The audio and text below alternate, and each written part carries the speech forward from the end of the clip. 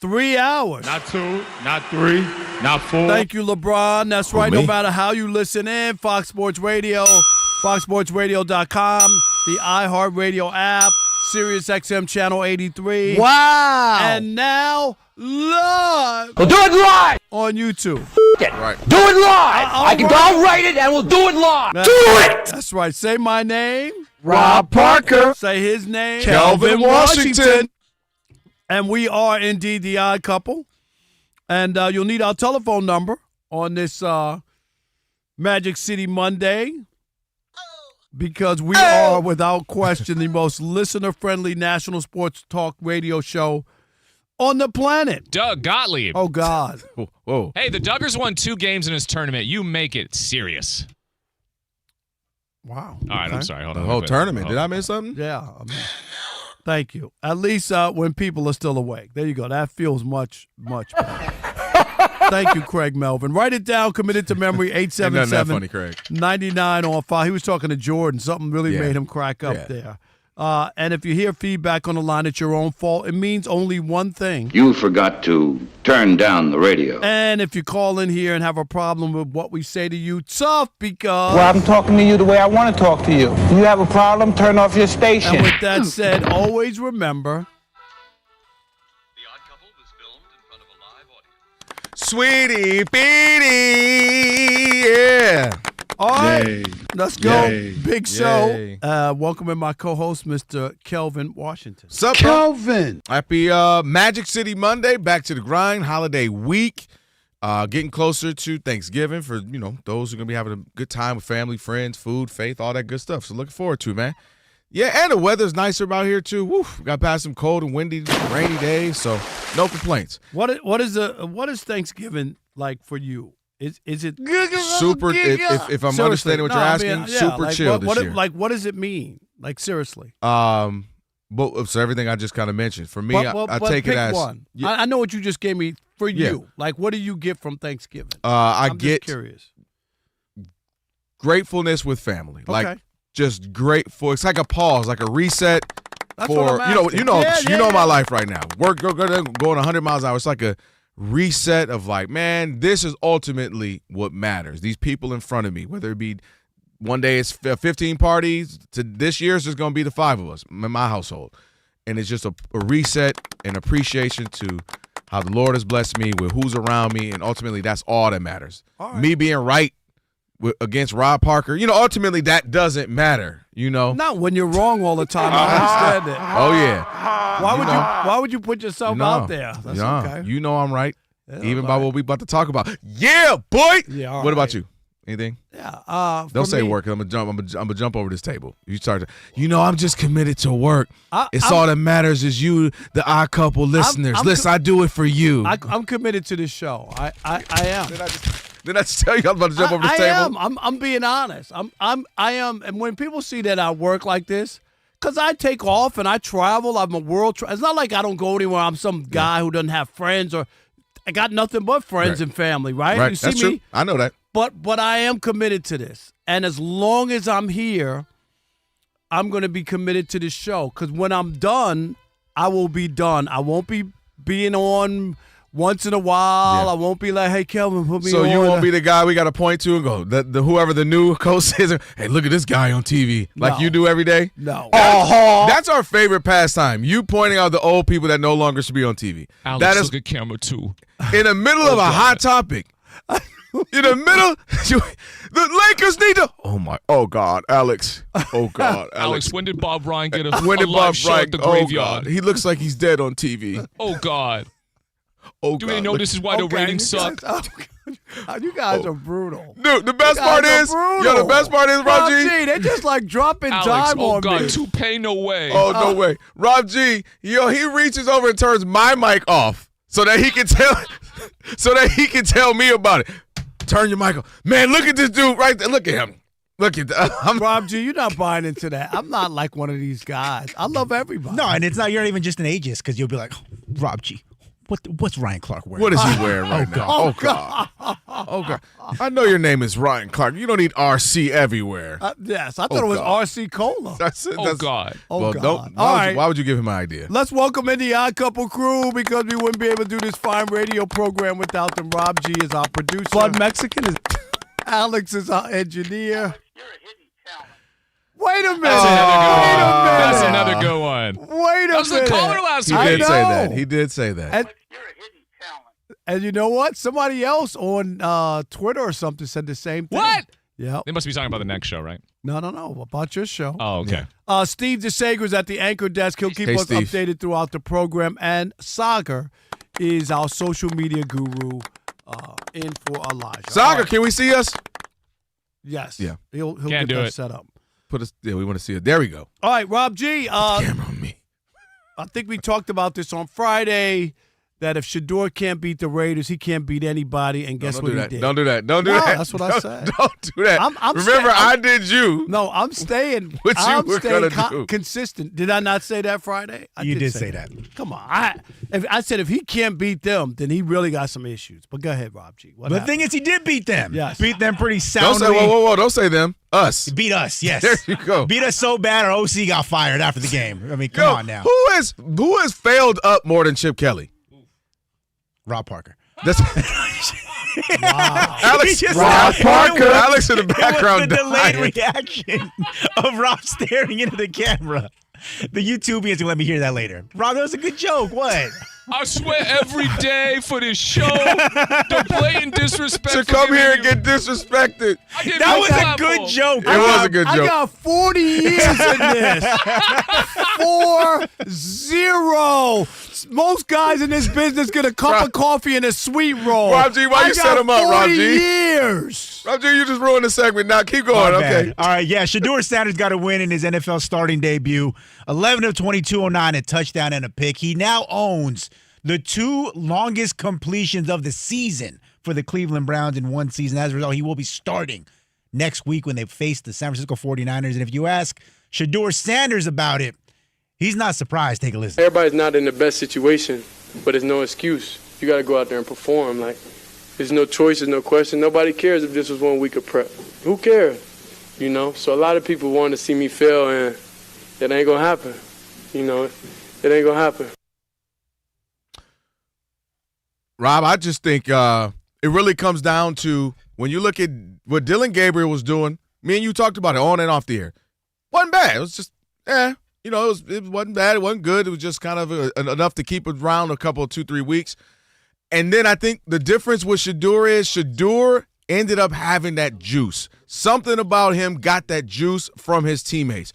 Myles Garrett over here fawning about his pass, and you talk about the amount of passes he had. He had 10.4 yards per attempt, which was the best by any quarterback throughout this season. He had the longest pass play of the season at that time when he completed it. And I just think that extra bit of juice, literally in the physical sense, the ability to go downfield, and Stefanski talked about it. They said, why now? Why him? He said at the end of the day, his ability to go downfield, he had a few plays that were, launched down there, 30-plus yards. Dylan Gabriel only had 1 in his handful of starts. And I think that was the difference, along with not just the tangible things you see on the field, the intangibles, when I think people believe in him. I think his teammates, he just gives them an extra spark. And when you're looking at 2 quarterbacks who are rookies, who are not as if they're coming in, Andrew Luck, you're supposed to be the guy, that little bit is a separator. And that little bit is enough for win you the job for, I'm assuming the rest of the season. We'll have to see how it all plays out. And now here we are. It's funny. It's like after all that we talked about in the offseason, all up and during the draft, all to the beginning of preseason, during the season, Shedeur Sanders has a chance to end up starting, potentially, will end up being like 7 games if he ends up riding this thing out, which would be a great start to a rookie campaign to get those starts and those legs reps under you, get your legs under you, moving into next season if he ends up being the starter or not. But that's what, to me, I knew when we were sitting here that he would have a chance to start some games this season with Joe Flacco, who we already knew what he was. Kenny Pickett, we knew he wasn't even a part of this. And then Dylan Gabriel, just a rookie. We don't know, but we had a shot of 17 weeks, him not going to be able to start all 17. So Shedeur got his crack. He made the best of it. And now he is the starter for the projected future, so congrats to him. So lame and so weak, but that's what I expected from you because this was if this was any other quarterback without the name Shedeur Sanders, for a guy who had 200 yards. In fact, Geno Smith had a better quarterback rating yesterday. Geno Smith had a better quarterback rating than Shedeur Sanders. And guess what? Geno Smith's offensive coordinator got fired off of that game. But here's my point. Yes, he had one dump off that went for 66 yards? Mm-hmm. It was a dump off. They're making it like, and Myles Garrett is standing there like he's never seen anybody throw a ball 50 yards or whatever. Like really? Like it's the over drama. It's the over drama of the what am I trying to say? Over dramatization. Dramatization of a guy as if he walked off the street and he can't play football. Nobody said he can't play. Can he be a starting quarterback and replicate that week after week after week? Yes, I expected him to play pretty well. If he had a bad game, you know what people would have said today? Well, it's only his first start. It's only his first start. And I'm not saying he played poorly. He played okay. If this was Dylan Gabriel, you'll be telling me the same thing. Oh, it was okay. He had an interception. He dumped off for a 66-yard pass. Okay, he played fine. But now people are trying to justify their narrative for him. And the same thing, he can sit there all day. People are hoping that I fail, whatever. Go ahead with us against the world. You'll have to win games. You'll have to continue to play well. So you can use all of that. The same people.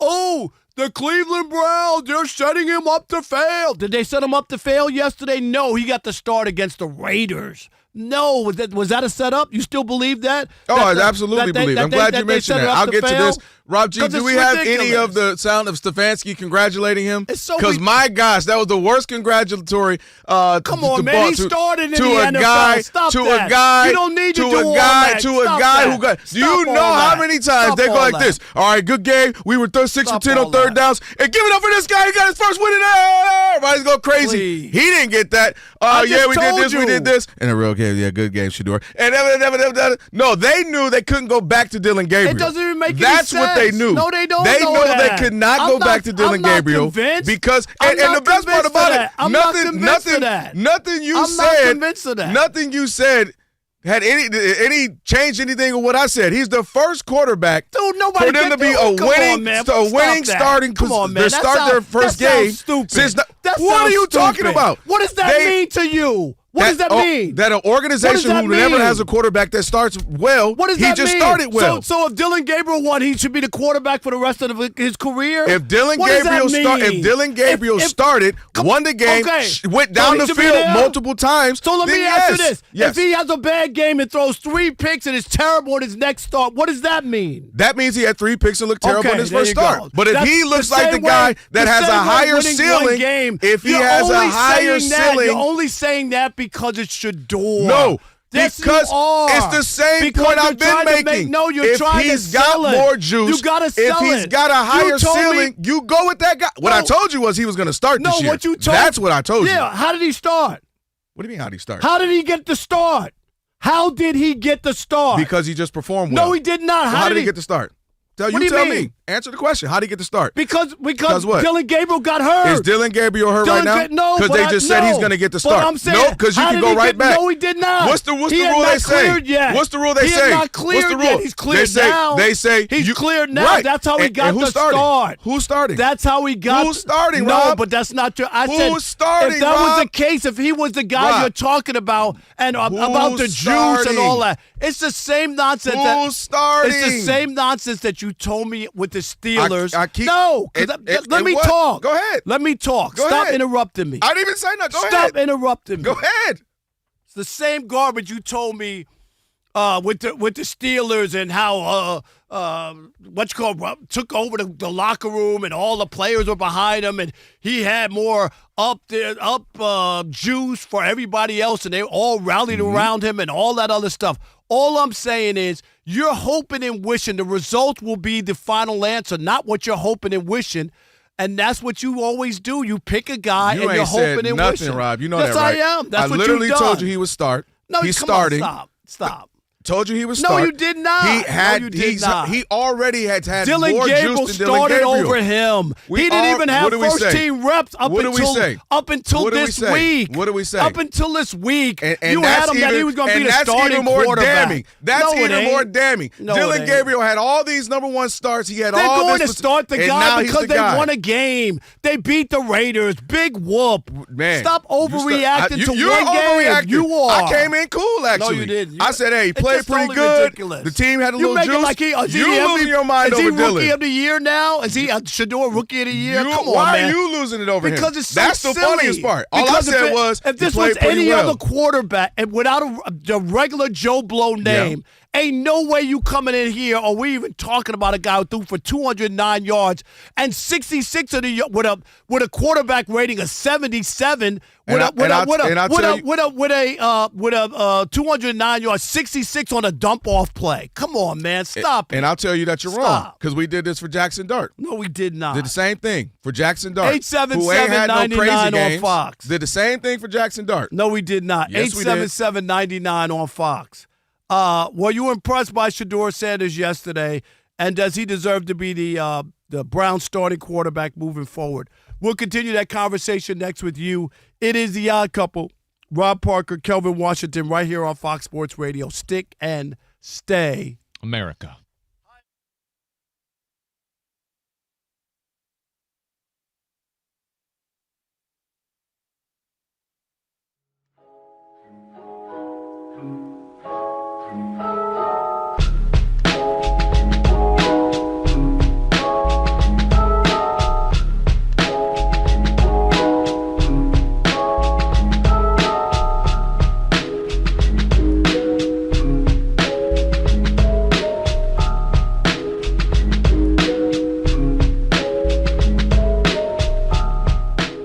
I'm just going to say this. The Lakers didn't do enough for me because Jeannie Buss should have been fired with her brothers as well.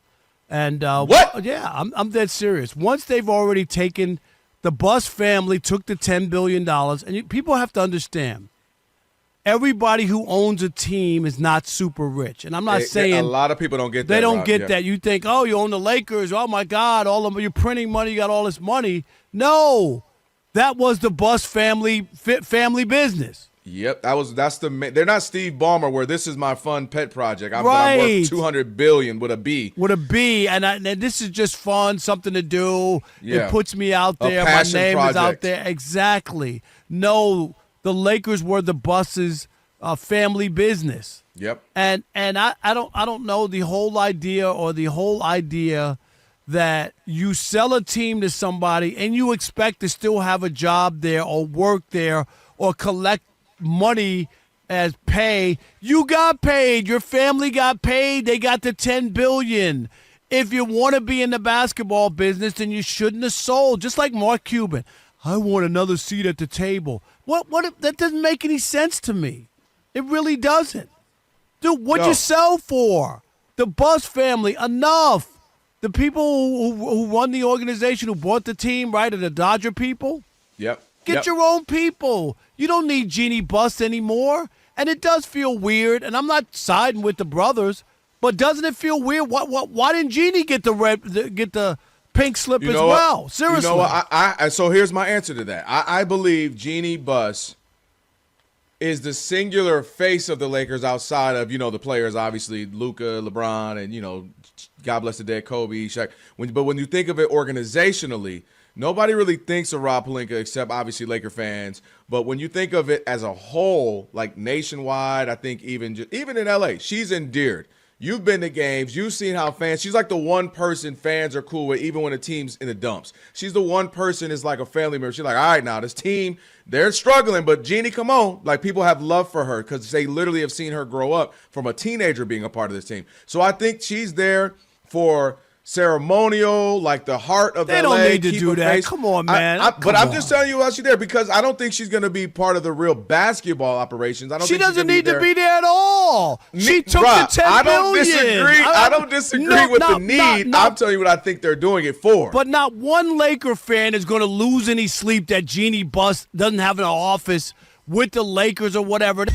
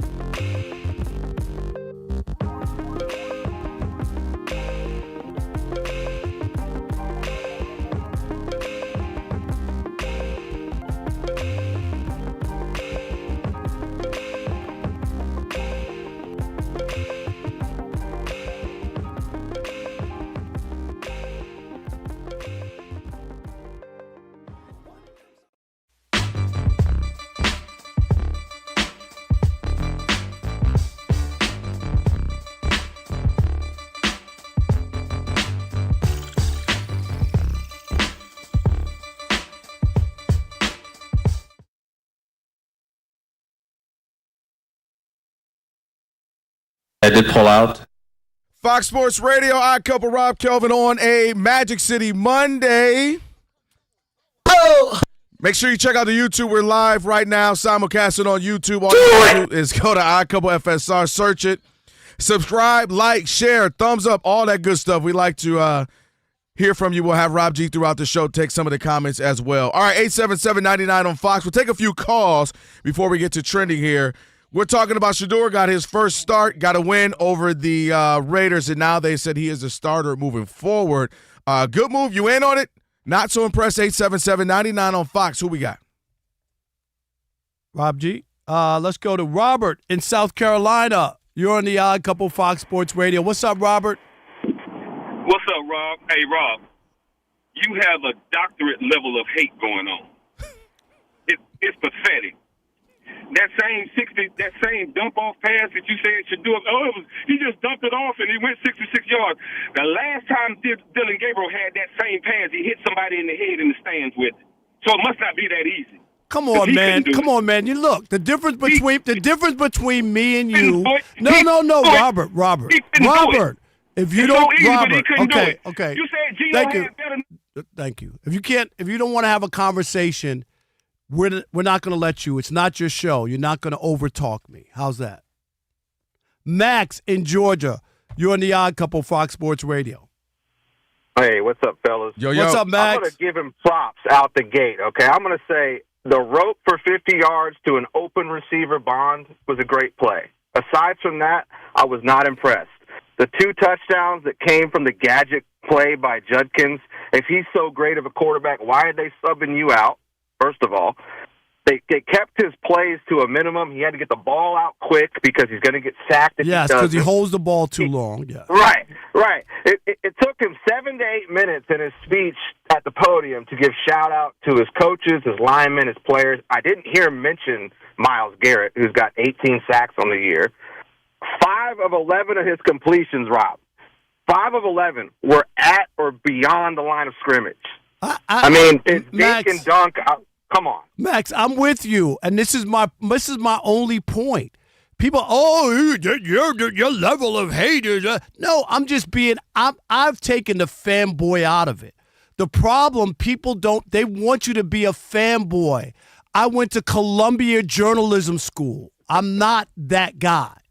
I refuse to be that guy. And you could hate me all you want, call me a hater, because I'm not going to wave the pom-poms for people. That's not what I do. I watched it. Did he play well? He played fine. He was perfectly fine. Nobody said. I'm not crowning. Somebody said he was Joe Montana. I'm not crowning these guys. He played perfectly fine, and they got a win. And I've said it before. I said it Friday. He better do something against his team. No, because they're that bad. That's not fair. They should. That's not fair because he should. I knew you, but I knew if he didn't, you'd have to say the different reaction. Oh, he can't even do it against them. Because he should have. Everybody beat them. So why is somebody a fanboy if they said he played pretty well? They got a good win. No, that's not what he said. He said I have hate. I'm not talking about him. I'm not talking about him. Why do I hate Shedeur Sanders? That's what somebody does when they call up and they don't have a response from me. What they want to do is turn it on me as if I have some personal stake in the freaking Cleveland Browns or Shedeur Sanders. I do not. Okay? I do not. I'm going to tell you what I think on the situation, good, bad, or indifferent. That's what I'm going to do. He got you fired up, though. That's what it is. Don't talk about him. I'm talking about him having some semblance of success is what it is. That's not what it is. That's the perceived. It's the fanboys who live out here, and a lot of them are media members fans disguised as media members now who feel that you have to root for somebody. Or if somebody doesn't do that's my issue. Mm-hmm. Oh, it's a conspiracy. Oh, they didn't want you doing the league. They wanted to show this young black guy that you can't say legendary and you can't do this and we're going to do this to you and all that. Why would they even draft him? If you wanted to show somebody or do something to somebody, I wouldn't even put him on the team. That's the stuff that I'm talking about. Mike in Florida. You're on the Odd Couple Fox Sports Radio. What's up, Mike? What's going on? Yo. How are you? I'm doing all right. Hey, appreciate you having me on. So, first thing, the situation with Shedeur, look, can't compare it to Dart. Dart was drafted to eventually be the Giants' quarterback. Shedeur was not drafted for that spot. I go back with Shedeur all the way from college. It was ironic that his first touchdown pass was a swing pass because that's all he did in college. I'm sorry. I watched a lot of his games. Those stats were padded. You had a Heisman Trophy winner. Thank you. Keep going. Hunter. I'd love to see, I don't have the numbers in front of me, but I would love to see what Travis Hunter's yards after the catch were last year. Now, you got Peyton and Eli. This is Peyton and Eli Manning. 4 Super Bowls between the both of them.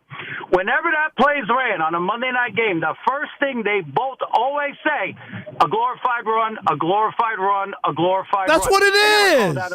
They never, and that's Peyton Manning. So if anybody's going to argue with Peyton Manning, that's Peyton Manning saying that. That's all it is. Nobody's saying he can't do it. It's a football play. Correct. But let's not make it like, oh my God. Just make sure y'all report back. Just make sure you report That's back when all. everyone else does it. That's all. Just make sure you report back. Chili now Tim. it's an issue. Chili Tim in Atlanta. You're on the Odd Couple, Fox Sports Radio. What's up, Chili? What up, Rob? Kelvin, you told me to call back with my chest out. I'm calling back without even more today. Look, man, Shedeur Sanders was playing against the Raiders. He got the equivalent of shooting from the WNBA three-pointer rather than the NBA three-pointer. Come on, man. Y'all just, come on, dude. I don't have anything. I mean, what he played the Raiders. He beat the Raiders. Looked pretty good. He's not a starter. Beat my Niners this week. That's what. He doesn't have to beat your Niners. That's not. No. He's a starter. No. Yes, he does, Kelvin. Why? Kelvin, yes, he does. Because he got up there. He talked about all this stuff he was doing. And I think that's the problem. There you go, Chili. Get to that. Get to that, Chili. Go ahead. I am. Get to that. Kelvin, because here's the thing. When you go out there and you say this stuff, you better back it up. And you can't do it after one game. Just like when they beat TCU, they were on the TV screen doing watches and stuff, and then got smoked the rest of the season. And you know what it was? You gotta do it. Don't you remember who was it? Ed Werder was the reporter, and Dion went after him. Oh, you believe now? You believe now? You believe now after one game? You remember that? Believe. All right, and then what happened? And then the roof caved in. I mean, they won 9 games at Colorado. Please. They did. What you mean, please? They won 9 games at Colorado. They didn't win 9 games that year. I'm talking about after his first win. They took a team that had one win won, what was it, 4 or 5 or whatever it was, and then won 9. Yeah, but that's not the way it was portrayed. MJ in New Orleans, you're on the Odd Couple, Fox Sports Radio. What's up, MJ? We're going to go to Steve DeSager after this. What's up? Yes, and yes, Shedeur. Deion Sanders made history, the first Jim Brown's quarterback to win with his first career start since 1995. Yeah. That's more than enough for him to lead the team versus 49ers of San Fran. I'm in on it. I'm rolling. Sports has a Gary Coleman menu. He won.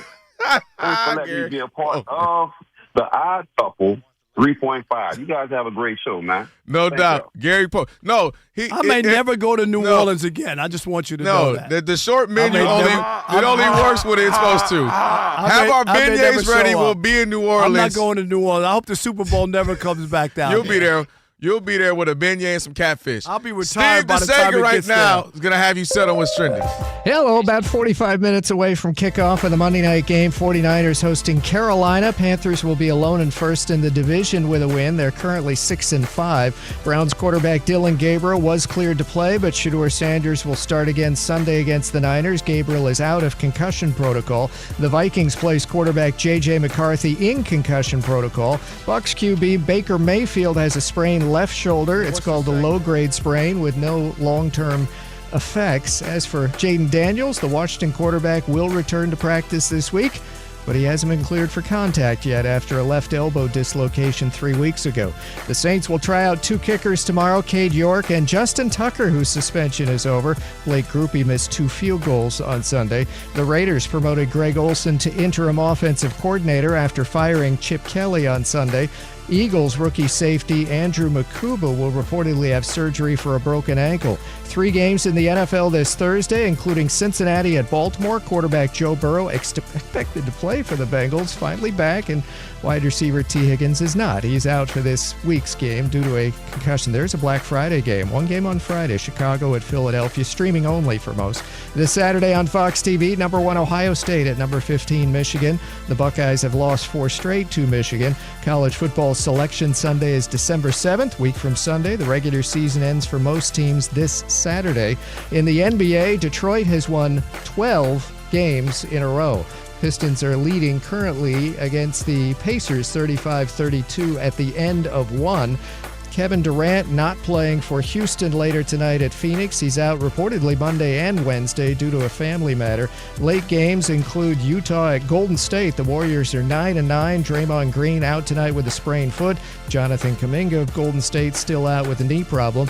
In college basketball, Purdue is still ranked number 1. Arizona up to number 2 in the new polls. Iowa State won its top 20 matchup against St. John's 83-82. Seton Hall a winner against number 23 NC State 85-74, and currently number 3 Houston has taken the lead early second half against Syracuse 49-46, and the Colorado Rockies interim manager Warren Schaefer will return next year. He had been promoted from third base coach. Back to you.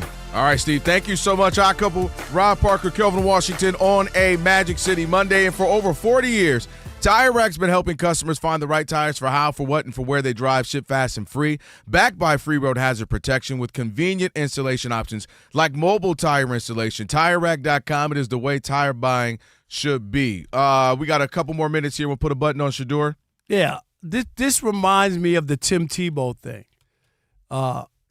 Tim Tebow, when he came onto the scene, I'm talking about after the Denver, being drafted there, and if you remember, people thought they moved up to draft him. You know, it didn't work out. Then he went to, where was he after that? After Denver? Yeah. Was it Denver? What am I thinking of? Are you talking about when he made the play in the playoffs? Okay. That was Denver. So when he was with Denver, and they beat Pittsburgh and up that right, where they had the 11-man front, which I've never seen in the history of the NFL. Because they didn't think he could throw a 3-yard pass or whatever it was. Yeah. But in that, if you remember during that run, he would have terrible stats. And he would have 79 yards passing through the first 3.5 quarters, lead a drive. Somebody would kick a 89-yard field goal, and the camera would be on Tim Tebow. He prayed to the sky, and it was that they Thank you, Jesus. Yes, nobody cared. They didn't want to hear about how they won the game. It was Tebow. He got all the credit or all that. And it just feels like it's going to be this. If Shedeur doesn't play well, it'll be about the coaching. It'll be about the play calling. It'll be about the other players. I got text right away. Who was it who dropped the Judy. Yeah, when he dropped it, yeah. Right away, I got text about Judy. Like I watch football. Nobody ever texts me about any other receiver dropping a ball on a Sunday, but because it was Sanders, Shedeur, I get text about that.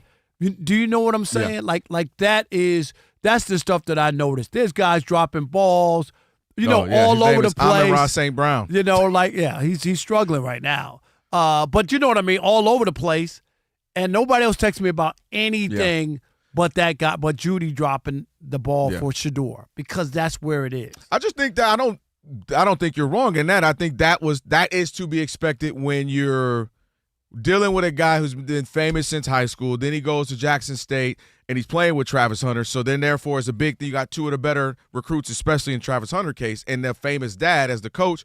Then that goes to Colorado. Now it's the whole big thing, and they get a few wins, and then not to mention again, you're playing with a Heisman Trophy winner, and Shedeur's putting up big numbers. So this was to be expected. I think.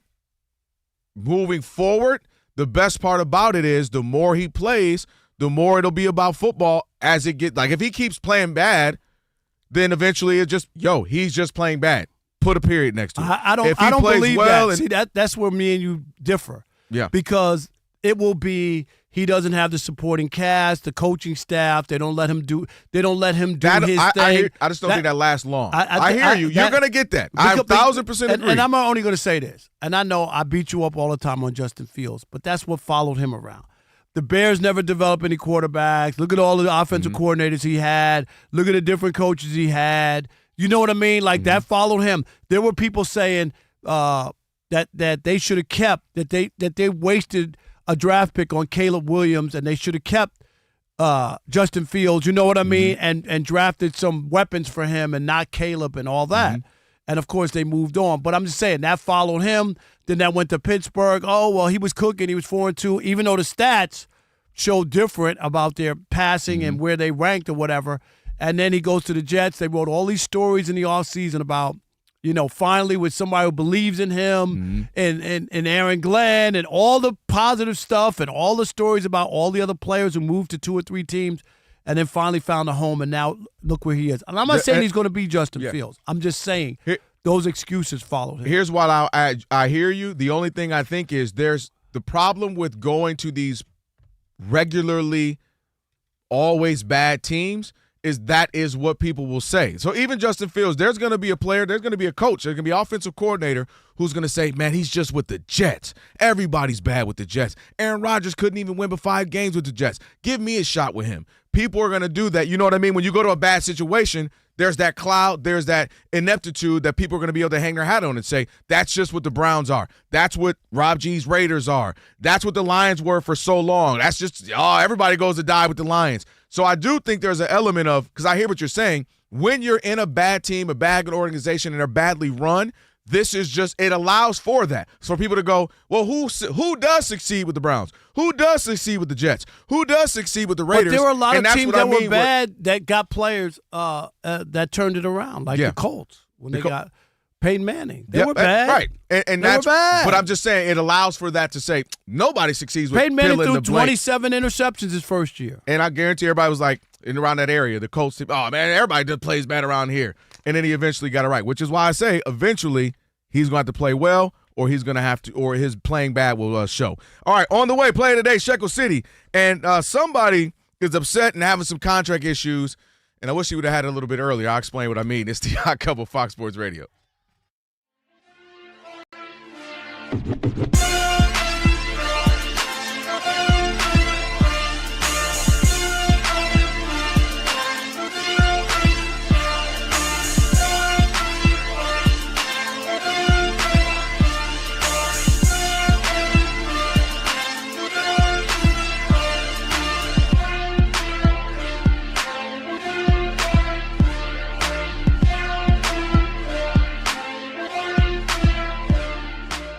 What's going to happen when LeBron James comes back into the lineup? Is he going to dominate the ball like he always has? And to his credit, for night one at least, took a back seat, played the third fiddle willingly, and the Lakers cruise. That was easy to do. Okay. Let me go first on this, Rob, Okay. because he has no choice at this point. He may be second, but he's not first anymore. This is Luka's team. His time out even put a bigger stamp on this being Luka's team, Rob. He has no choice but to be 2. Now, will he take the back seat to Austin Reeves as the season goes along? Now, that's going to be the real question, right? Austin Reeves doesn't have the credentials that LeBron has, so he can't really push back on him if he wants to be that guy. But for LeBron right now, this is actually the best situation for him if his ego doesn't get in the way, Rob. He gets to go in, have 15 points, 8 rebounds, 5 assists, and not be tired as the season progresses and actually have a little energy in the playoffs if that happens. So for me, he should take a back seat. And if his ego doesn't get in the way, I think this thing could work out. You make sense. Okay, but whether or not LeBron will subscribe to that. Right. You don't think he will. But he should be the third option. And no matter what. And if the Lakers, remember, new ownership, this is not the people who recruited you and Magic and Jeannie Buss. No, this is not those people anymore. No. Okay, they brought in Luka. He's 25 or 6. You're 45. Like let's just keep it real. And they should be building for the future as you go on. Yeah. And Austin Reeves has more of a chance of being around with Luka for the next 5 or 6 years than LeBron. Yeah. So it should be obvious. Yes. You don't owe anybody a victory lap, sentimental reasons, all that. And once you get into that, you might as well move on totally. Yeah. It should never be about that. LeBron has outstayed his welcome. I agree. Period. I agree. I know people think that's harsh. No, I agree, though. Tom Brady outstayed his welcome. Yes. Like when you play that long, it becomes an issue. It just does. Because people feel like, well, you can't say nothing to him. Yeah, what are you going to do? Well, if he wants to play, you got to play him. How are you going to tell him to take a back seat, a third seat at that? Not even just a back seat, right. a third seat. Right. But if you're serious about winning, serious about moving the Lakers forward, LeBron represents the past, not the present, not the future.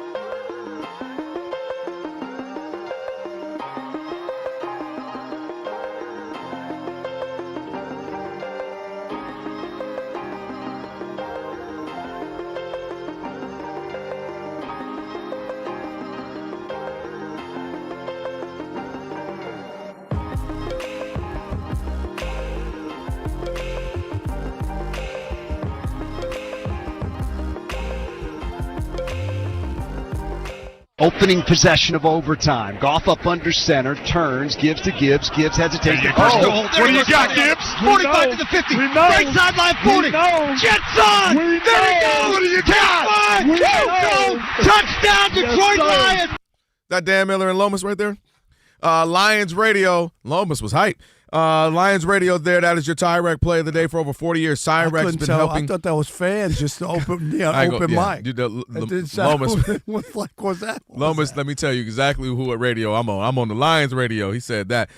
Friend of the show, obviously, Lomas Brown. Man Lomas, come on. Oh, yeah. For over 40 years, Tyrek's been helping customers find the right tires for how, for what, and where they drive. Ship fast and free. Backed by free road hazard protection with convenient installation options like mobile tire installation. TireRack.com is the way tire buying should be. Now, it's time for Shekel City. Welcome to Shekel City, the home base for Rob Parker's daily picks against the spread. Did I do that? Yeah, how you doing? Did I do that? I did do that. That's right. You better be 3-0. 2-1. I told you can't do that. 2-1 is no good. No, 2-1 is really good, but that the music, the song is for 3-0. 2-0 on Friday, 82 and 73. Thank you, Jesus! Yes, I'm moving up.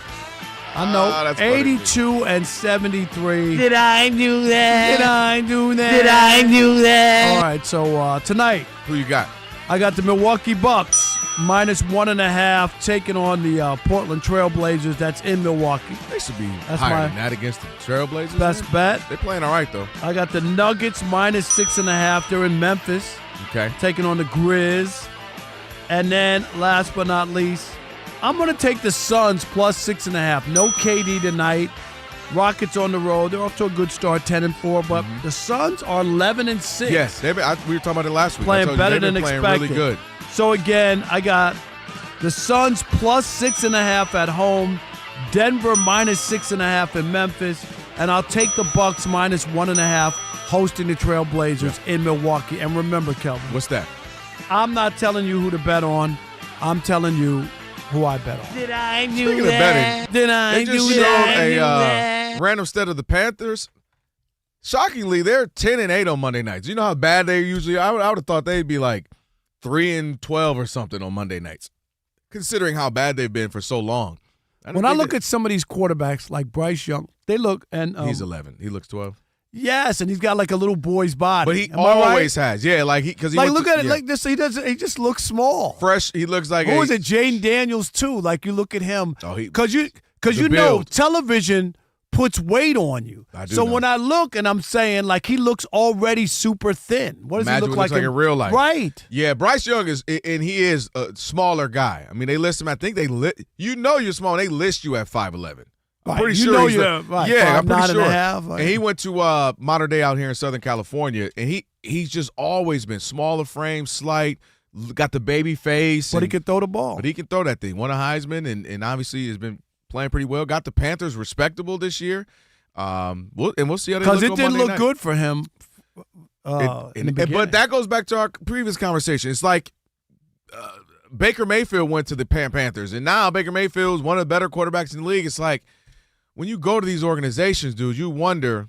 But the only thing that I hear that point, but there's 500 other guys who weren't good and they moved around and got other chances, and they didn't pan out. I agree with that. That's all I'm saying. So we look at the handful who have had success, who have talent or whatever, but there's a lot of other guys who were given chances who just never materialized. Everybody can't make it. Oh, without a doubt. And nobody, or you And can it's not make just it, but your you be circumstance. of note, meaning you're in the league, but you're not of note. You're just, what they call him a jag, just a guy. But all the great, like all the whole draft is set up to help the bad teams. You know what I mean? So all these great players have gone to bad teams. They have. For a reason. The only difference is sometimes some teams aren't as bad as their record was, meaning they were in the games, they just lost a few, or they, let's say, lost a key player, and then they're not as bad as their record. Or you just have a really good offseason where you've drafted right, you hit the lottery there, and then you also bring in a right free agent or two, and you can change that situation But also around. some players just aren't good. Big facts. I tell you all the time. They don't. Not everybody can be all-star or all-pro in any sport. That's why there's only 12 of them if you're talking NBA.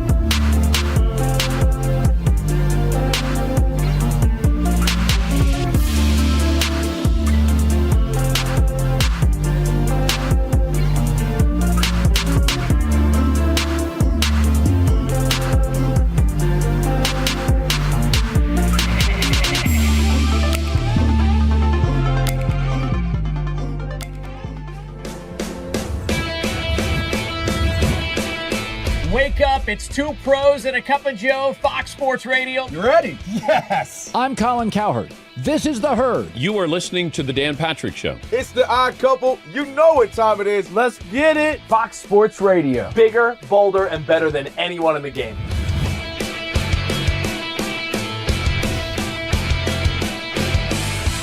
Fox Sports Radio is the #1 sports audio network. Diverse, fun, entertaining, and driven by the big sports topics of the day. They had to bolster the offensive line, which they did. You finally said something right. Congratulations. That game was incredible. You are wrong. You could take that trash somewhere else. Wham!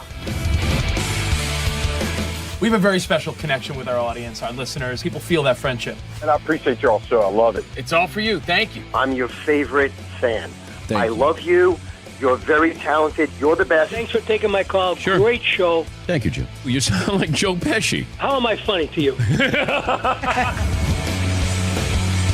I can't help but notice that the W-2s for the quarterback look a lot higher. That's because we're worth it. You gotta be kidding. He never was an elite quarterback. This team is unstoppable. He made the right call. You know that's right. LeBron James is a legend. No, he's not. He complains all the time. You say Brady's the greatest quarterback of all time, but Eli Manning beat him twice. Wrong. Wrong. For 25 years, Fox Sports Radio has dominated the sports audio landscape with the biggest talent and the best programming available. We talk sports and we have fun doing it. We talk about life. Sports radio is where you go after the games are over, and then the discussion begins. If the Chiefs win. Sorry, Patrick Mahomes here. What do you mean by if the Chiefs win? It is live. It is unscripted. No other medium can touch that. And that's what makes it special. Yes.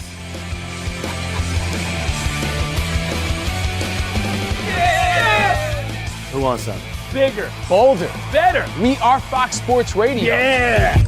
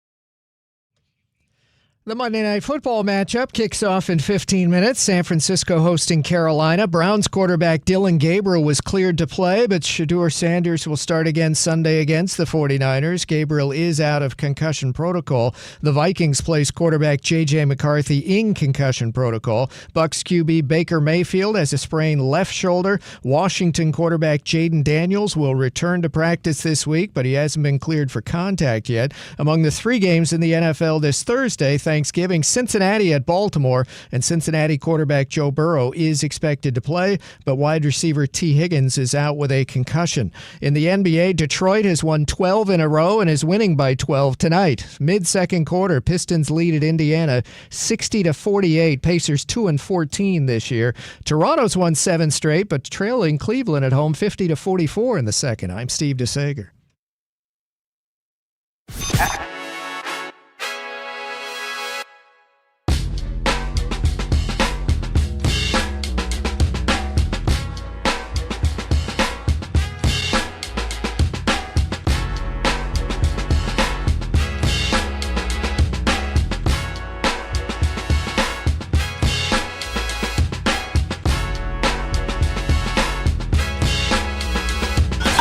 Can this sports writer and this sports fan share a radio show without driving each other crazy? Now, live from the Fox Sports Radio studios, here's Fox Sports Radio's Odd Couple, Rob Parker and Kelvin Washington. Hour number 2 on a Magic City Monday. Rob Parker, Kelvin Washington here on the Odd Couple, Fox Sports Radio. And if you missed any of today's show, you'll have a chance to catch up with it on the podcast. Just search Odd Couple wherever you get your podcasts.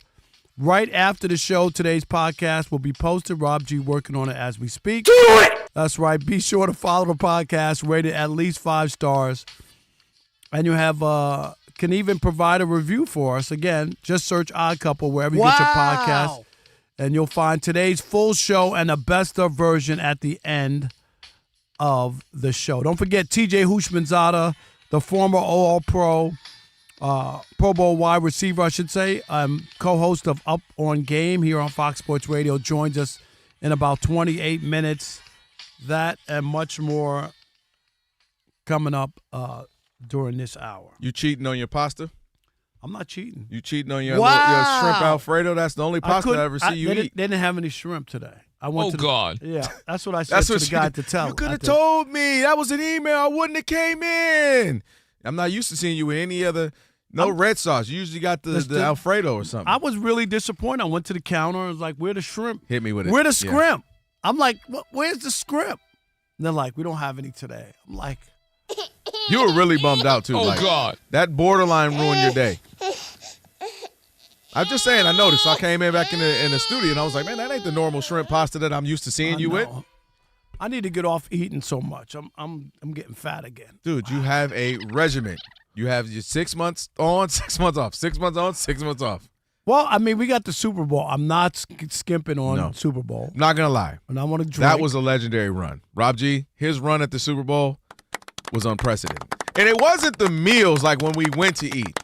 It was the meals you didn't turn down. Well, because I knew that I knew that it was coming. Anyone?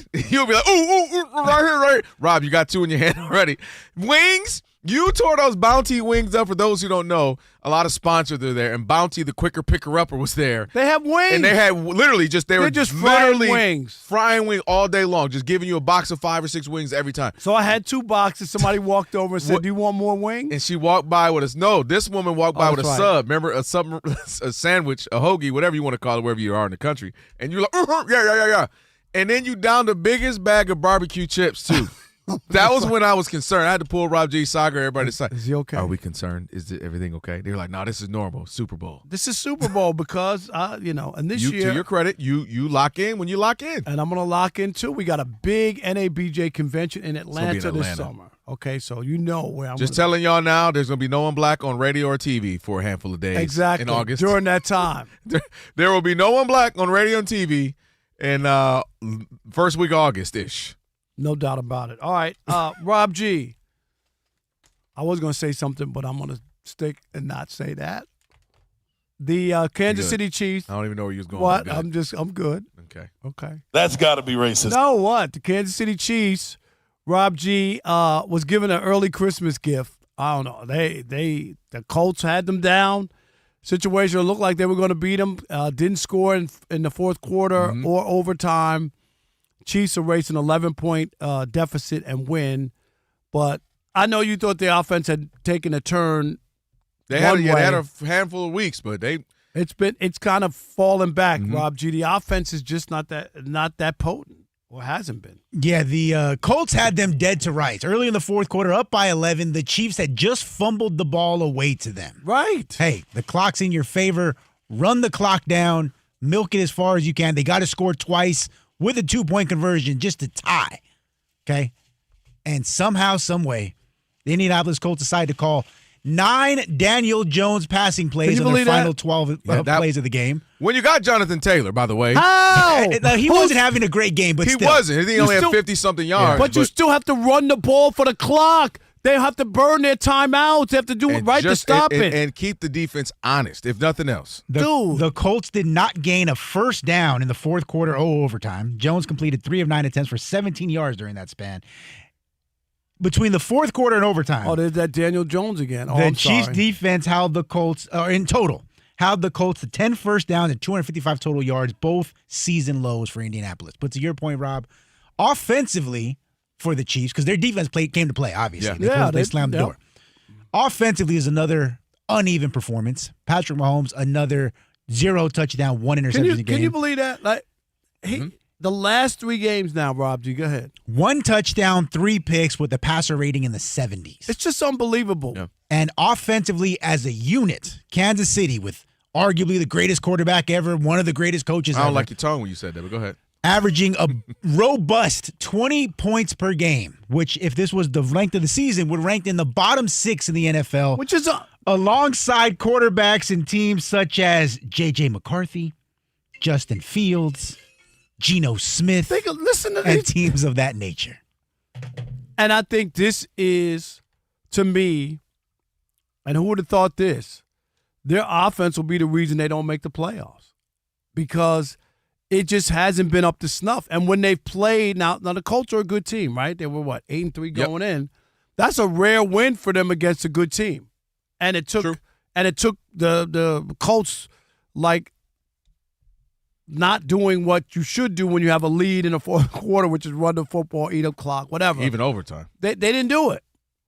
And my point is, it looked like when they got some of those receivers back, you saw that for, 3 weeks? They had 3 weeks where they looked like, Patrick Mahomes is the MVP. Where'd that go? Remember that conversation? Yeah, unless they would have to go on a crazy win every game, and he put up 2 or 3 touchdowns a game for that to happen. I don't even. This 3-game stretch right here, 1 touchdown, 3 picks. Yeah, that sealed his fate. Yeah, in that regard. In that regard, and I think that when you look at it, they easily could have lost this third game. It's a miracle that they won, kept their season alive. What are they, 6-5 now? They still got a hard way to go. It ain't like an easy because you got 2 teams ahead of them. And a whole bunch of teams. So it's not like they're out of the woods. But I think their offense is what's hurting them more than anything and will be the reason why the Chiefs don't make the playoffs. And I'm still sticking to that, despite the win. Obviously, if they would have lost Sunday and be 5-6, I mean, they really would have had a hurdle. It's still going to be difficult. I think that win saved their season. You know, if they're going to make the postseason, that was it. They lose that, they're out. I don't even care if mathematically they still have a probability of a chance. They would have been out had they lost that game at that particular time. Now, we'll see how the rest of the season goes. They can lose, where they can lose. They couldn't lose that. That would have been too many games with too many big games to come. So a couple of things. I hear you on the offense the last handful of games, but when you look at the numbers, we were all saying, what's wrong with the Chiefs? This is 2 years in a row last year. Patrick Mahomes doesn't look right. I was saying he's missing easy passes he normally doesn't. Here's the crazy part. This season compared to last season, points per game, they're 9th. Last season, 15th. Yards per game, they're 7th. Last season, 16th. Passing yards per game, they're 5th. 5th. Last season, they were 14th. And again, rushing yards, they're 16th, and they were 22nd. So in every one of the metrics that you'd want to go by offensively, They actually are better, and in some cases, significantly better. But not of late. Right. I No, got the I hear numbers what you you're saying. got. I'm talking about of late, these last 3 games where they're 1 and 2. But I'm saying, so they went a whole season being mid, literally the definition of mid, 16th, 14th, 15th, and then we're able to still be 15-2 because of that defense. Well, what was the other thing? And those the 1-score games, which They haven't been able to struggling. win, right? They just got won another one, right? They finally got that one. Yep. So the offense, if the offense can be a better hybrid of what they were the beginning of this season, the last 4 games prior to this 3-game stretch, if they can be closer to that along with this defense, they're still going to be a very difficult team to beat. And when you start to project out a little bit, things that hold in their favor, this is the conversation I was having with you last week about Josh Allen. Rob G, he's 2-7 was the stat when he doesn't score a touchdown. Josh Allen, if he's 2-7, if he doesn't put up a touchdown in the game, and that's the burden, the onus is always on him. Whereas Patrick Mahomes, to what we were just saying, can have 350 yards and an interception but no touchdown yesterday and still win a game. So that's the credit and the luxury he has of having a really good defense and having a coaching staff that can find other ways to win. Also, you start to look at their schedule down the stretch. They got a handful of 3 games that are kind of the tough games, if you will. They got the Cowboys coming up on Thanksgiving.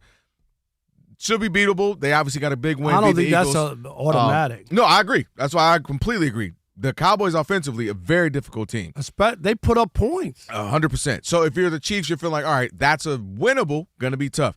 Then they got to play the Texans, a very good team when it comes to defensively. But they play them at home. They play the Broncos later in the season. They play them at home. So a handful of the games, a tougher one, and the Chargers, they play at home. But the only thing is, you can't split. No, you know what I mean? Like even those games, you can't split where you are at 6 and 5. No, splitting's not going to help you. They have a 2-game max cushion, and depending on how that works out, that might not be good enough. If in their case, the wrong team, the right team for the other team, right? Win because there's tiebreakers and all that. So because they've already lost the tiebreakers, didn't they? To Denver. Well, they've lost 1 with Denver. Now Denver has a better record. They're not going to be able to catch Denver. Right. It's going to be some other teams in the AFC because they're not catching them. It'll be the Chargers, for instance. They don't have the tiebreakers with the Jags. The Bills are the 2 most important ones. Yep.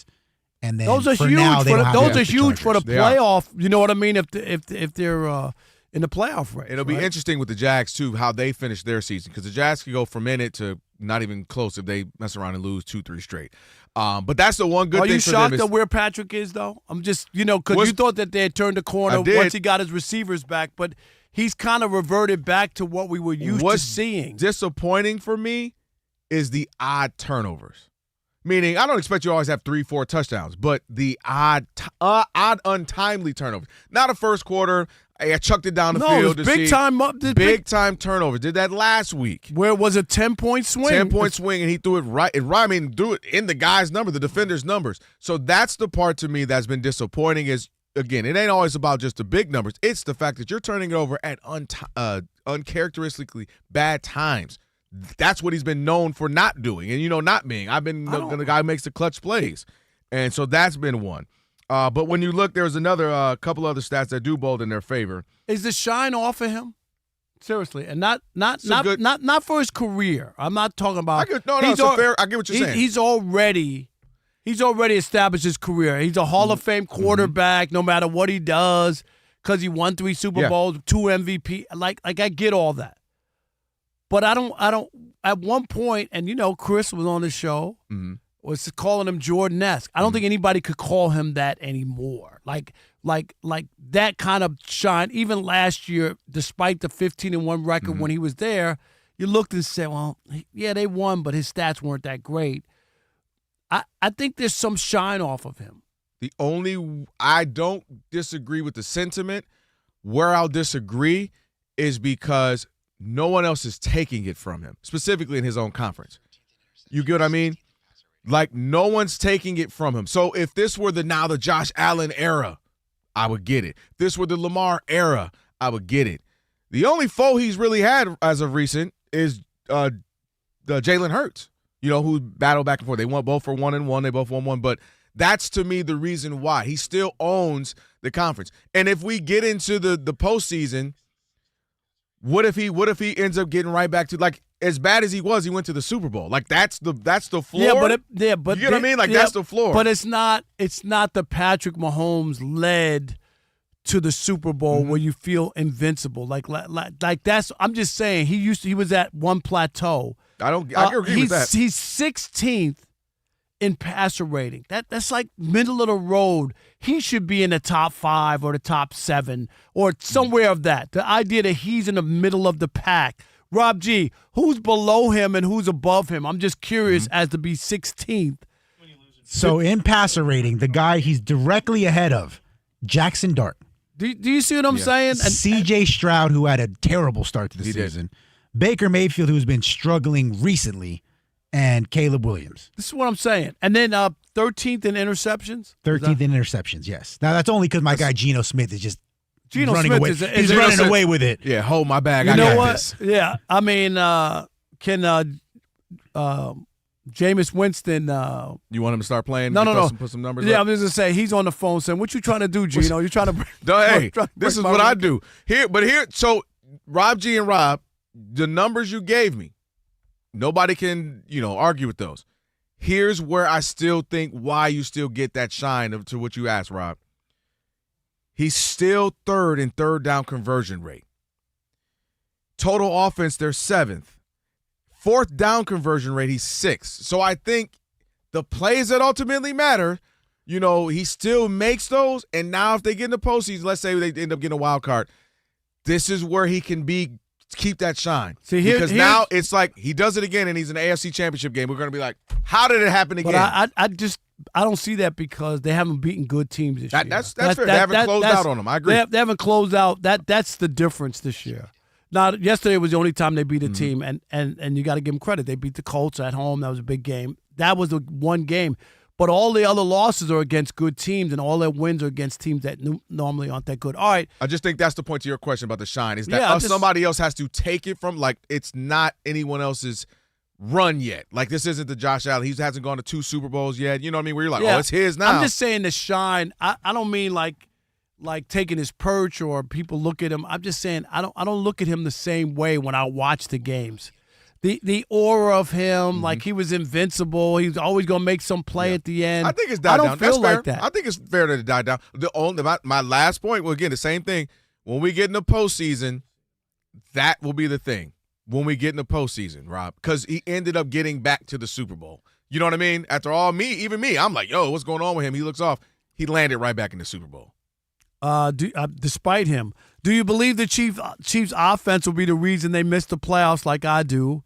And is the shine off Patrick Mahomes? 877-99 on Fox. 877-996-6369. It is the Odd Couple on a Magic City Monday. Rob Parker, Kelvin Washington, right here on Fox Sports Radio. Stick and stay. Because I think it's time to tell Chris Broussard he's not Jordan-esque in the U.S. of A. I think you're right.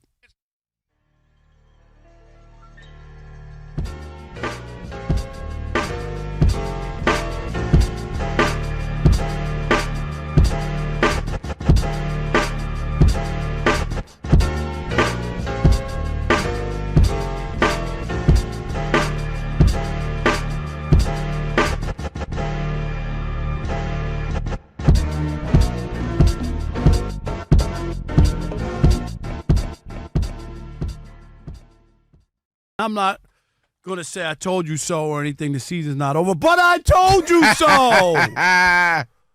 Before the season started, I did say they wouldn't make the playoffs.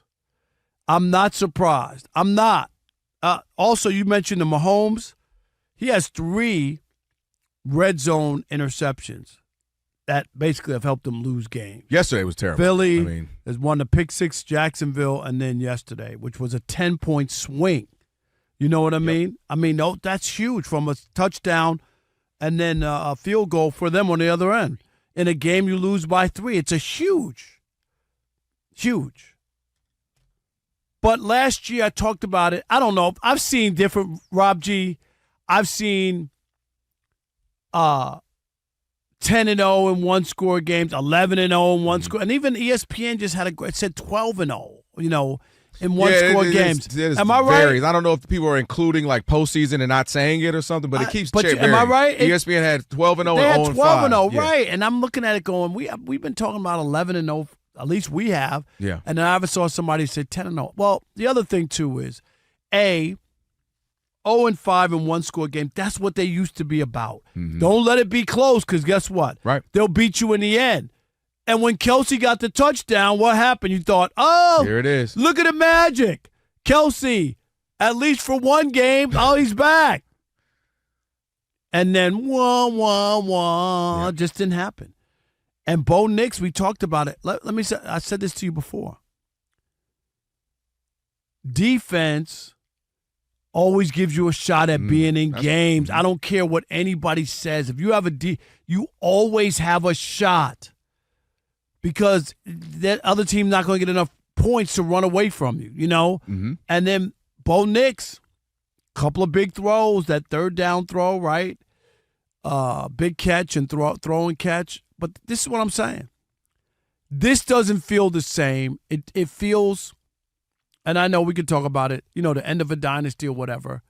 I just think that it ain't the same team.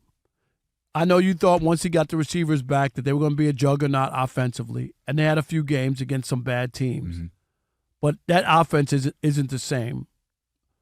Patrick Mahomes isn't the same. He hasn't been really the same for a while. And he had, I'll give you 3 or 4 games this year where he lit up the scoreboard, and you can look at the opponents.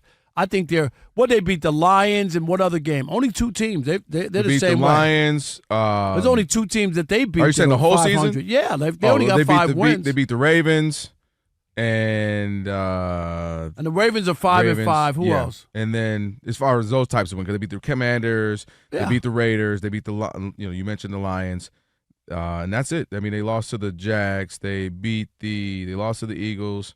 They haven't beaten any. Lions and the Ravens, Lions and the Ravens. Yeah. And the Ravens are 5-5, and I get it. They're a better team than considered 5-5. Right, but at that time they were bad when they beat them. And defensively, they were going trying to figure things out. They were struggling. Right, they were struggling big time. But I don't know.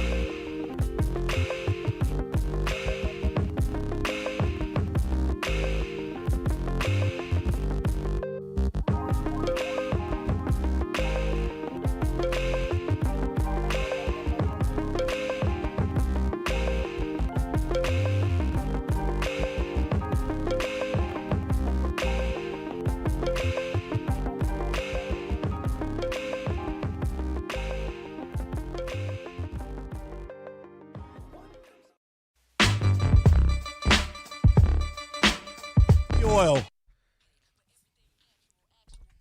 All right. Fox Sports Radio, Odd Couple, Ron Parker, Kelvin Washington on a Magic City Monday. We got TJ Houshmandzadeh coming up in just a little bit, former Pro Bowl wide receiver.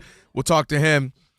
We got nothing right now in your Monday Night Football. 49ers hosting the Panthers. We'll continue to keep you updated on that. All right, 877-99 on Fox.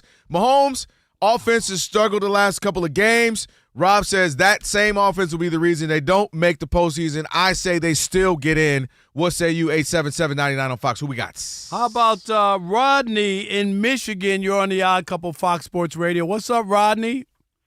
How you doing? I love your show. Thank you, my man. I love it. Hey, Rodney, I appreciate that so much. So the Chiefs, Patrick Mahomes is one of the greats, and he writes the story. Like, his career is going to last a long time. It's going to be like Tom Brady, who was winning Super Bowls for, 20-some years. He's going to get ridden off and all this stuff. And the Eagles taught us anything last year, when you play the Chiefs, you got to knock them out.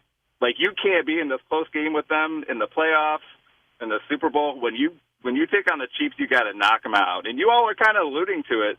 Who is going to want to play the Chiefs if they make the playoffs? I don't know. You know what? I got to say this. I heard that in the NBA season about the Lakers and Luka and LeBron, and they got knocked out in the first round. This is not this team is not that good. And I hear you, and I know you're giving respect to Patrick Mahomes and his resume and what he's done. I'm just talking about the here and now. I could sit here. Here and now. The here and now is not good. That's all I'm saying. But to the caller's point, question. One touchdown and 3 interceptions. He's middle of the pack quarterback. Let me throw these at you. Let's say they play the Colts again in the postseason, wild card, something like that, whatever it may be. And to his point, that's the part where even though the Colts have been better on paper. Yeah, but you don't know. Does Jonathan Taylor have a better game? Does he run wild? I'm just saying to that is why you would be like, if you're just saying the way that they're playing, you would go. Yeah, Tom Brady went 9 years without winning a Super Bowl too. People forget that part of his career. Then he won 3 more. No, but I'm just saying. But people forget those 9 years. Well, I think Pat would take that. If I told Patrick Mahomes, hey, man, you'll be competitive, you'll make some postseason runs, but you might not win, but then you'll come back and win 3 more or so. He's not playing. He's not playing. He's not going to desert his family? Years like Tom Brady, no. And say, forget y'all's football? Jax in Kansas City, you're on the Odd Couple Fox Sports Radio. Oh, did he? Oh, Andre in Massachusetts, you're on the Odd Couple Fox Sports Radio. What's up, Dre? Hey, what's going on? Thanks for taking the call. Listen, I don't have the Kansas City Chiefs crossing the bar. I don't have them making the postseason. That's because they're battling that age-old enemy right now. That's Father Time. That's their greatest impediment to me. It's not the same Travis Kelce.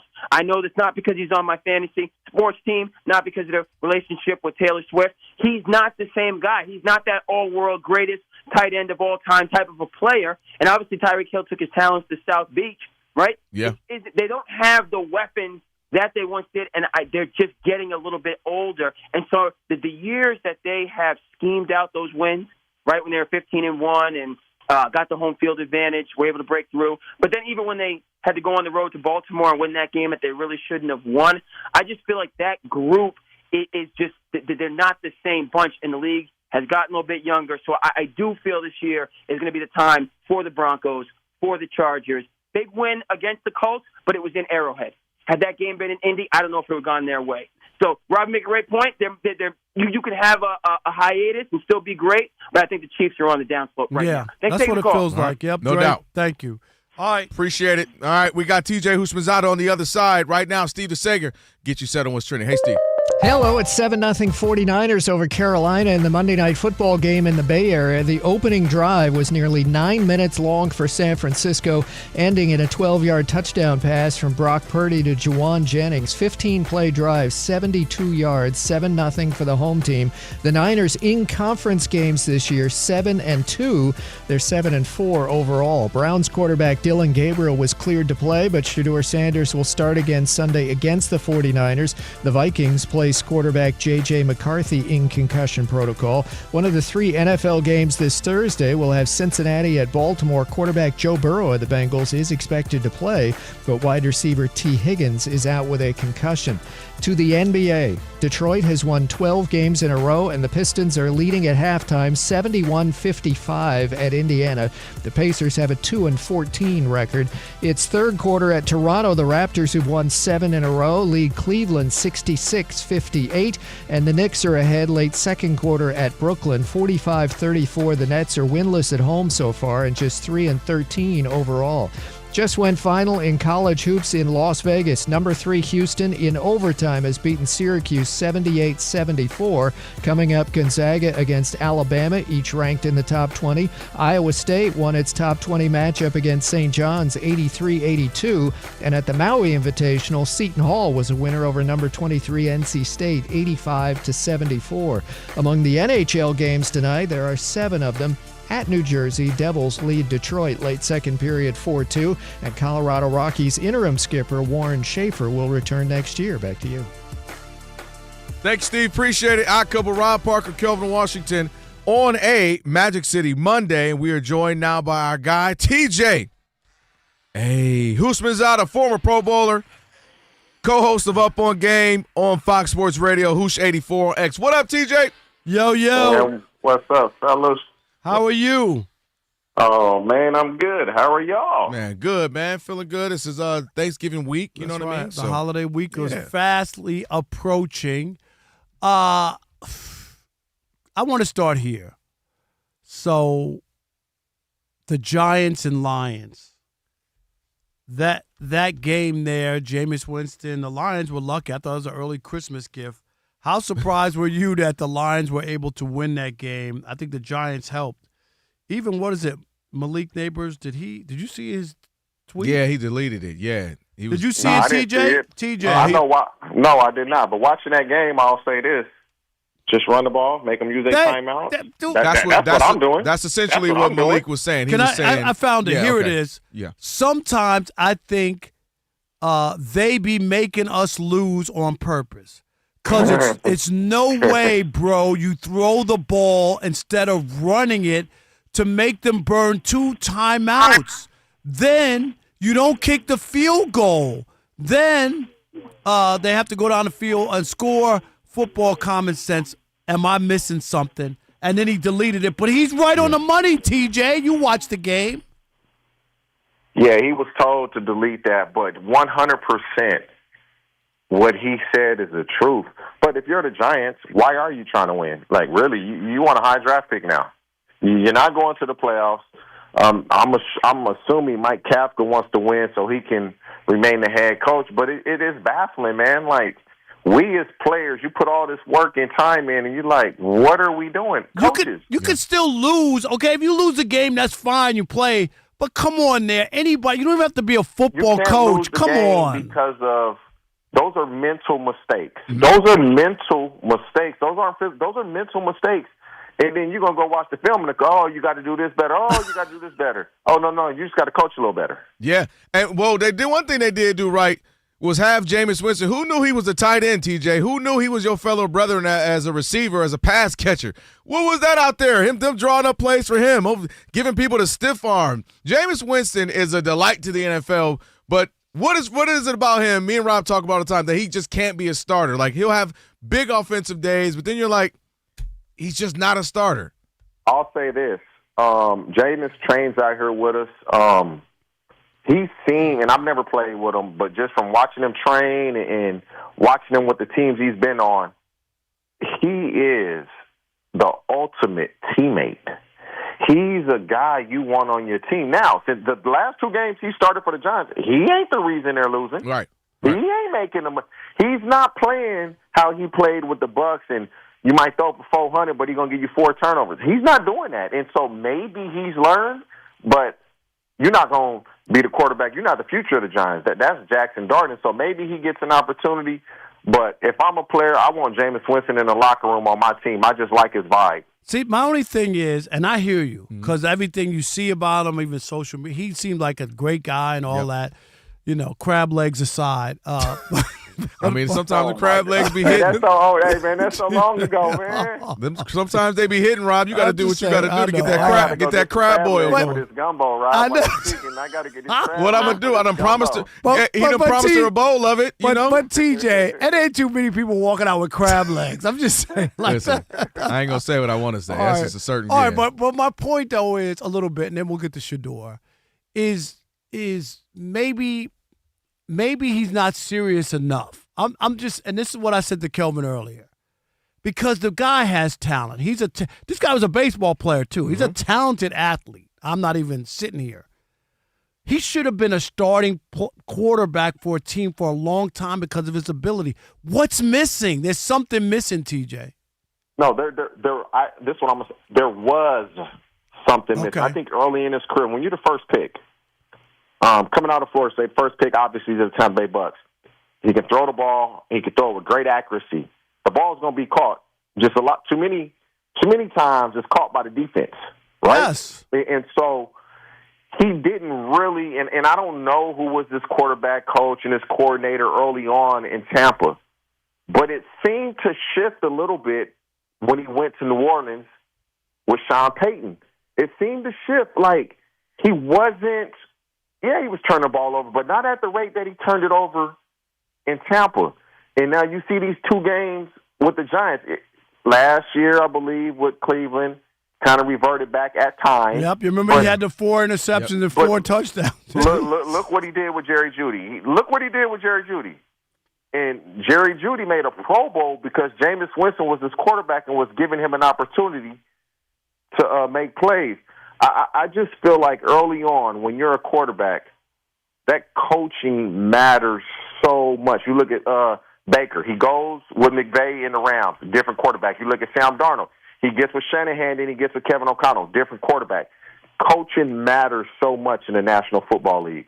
TJ Houshmandzadeh, our guest on the Odd Couple, Magic City Monday, Rob and Kelvin. Let's go to it. Shedeur Sanders gets a win, 200 yards. Now they name him the starter moving forward. Just your initial reaction to how he played and then them calling him the starter, at least as of now.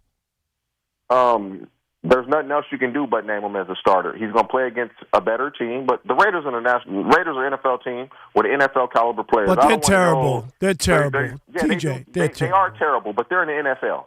Who's the best team in the AFC real quick? The Patriots. Oh, yes, the Patriots. That Raiders team beat the best team in the AFC. I don't care when it was. No one's saying that he didn't. You got to play who's on the schedule, but it does matter who you play, TJ, when evaluating people. That's all. To win the game, they took him out a lot in the Wildcat when they got inside the 5-yard line. Why is that? That's I don't know why that is, because they never did it with Dylan Gabriel. I have no idea, but it worked for them. They won the game. I don't care what you do. When you win the game, Coach, you make great decisions the entire game. I have no problem with it. I said when we knew he was going to start, he needed to have some players make uncommon plays for him. Harold Fanning made a couple of uncommon plays. You get to catch a ball 8 yards short of the first down, break a few tackles. That's an uncommon play. Right. Dylan Sampson gets that screen. That's an uncommon play. And when you're a rookie, that's what you need. You need your playmakers to make plays for you. And they did that. And so for Shedeur, great job. Now you're playing a 49ers team next week. Can you keep it rolling? Because it's going to be a better team, better defense. Yeah. It's going to be interesting. I'm happy for them, but it's going to get harder and harder each week. No doubt. Last thing on the Chiefs, I think they got their season was saved. I mean, I don't know how the Colts weren't able to win that game. They had them in a good spot. Chiefs come back 11 points, but Patrick Mahomes again struggling offensively. Why are they struggling? TJ, he has 1 touchdown, 3 picks in his last 3 games, and the offense just what are they? What are they? Middle of the road? Offense actually they're top 7, 8 in a lot of the offensive stats. Yeah, but they just been struggling the last 3 weeks. What's happened with their offense? They can't consistently move the ball. They gave the ball. Kareem Hunt had 30 carries. Yeah. 30 carries for 104 yards. That's just over 3 yards a carry. It's ridiculous. And so to me, that's Andy Reid saying he doesn't trust the passing game. He doesn't trust that they can get the job done. But we're going to need you when we need you, and they came through. Rasheed Rice made some big plays. I felt like the Colts, like they just needed one or two plays in the fourth quarter in the game.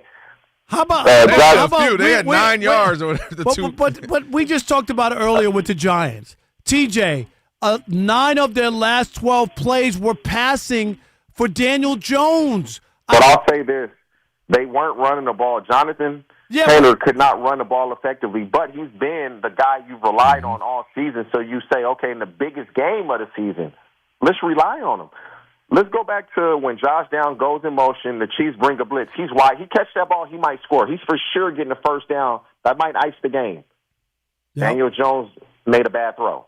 And Daniel Jones, I've believed in Daniel Jones all year. I don't believe in him. Yesterday was another example for me. I don't know. Where are you quickly on Daniel Jones? And, they beat a lot of bad teams early on. He put up numbers. Has he turned a corner or not? When your team is still leading the division, you had to have turned the corner. He is just going to have to play better when they need him the most against the good teams. Against the good teams. Like that's the key. When we need you to make that throw to Josh Downs on 3rd and 4, you got to make that throw. That ices the game. When I need you to put that ball on the belly of Michael Pittman when they cover zero blitz you and he runs that slant, that's what I need. And we can't, I missed that throw. I need you to make the play when I need it because that's going to be the difference of winning and losing in the playoffs because you're going to play nothing but the best of the best. No doubt. No All doubt. Right, well TJ, said. man, Thank you. Happy you. Thanksgiving Yes, to you sir. and your family, bud. Man, happy Thanksgiving to y'all as well, man. Y'all keep up the great work, fellas. All right, make sure you get them greens and mac and cheese on that plate, brother, too. Oh, you already know I'm about to be a fat boy. I'm going to gain 10 pounds this week. Yeah, all right. Well, shoot, me too. Appreciate you, TJ. Me 3. How about yeah, that? Shoot, well, you know what's going down. All right, appreciate it, man. Hey, we get you updated on this game, and the 49ers are playing without a receiver who may not be part of that team. We'll give you that update as well. It's the Odd Couple, Fox Sports Radio.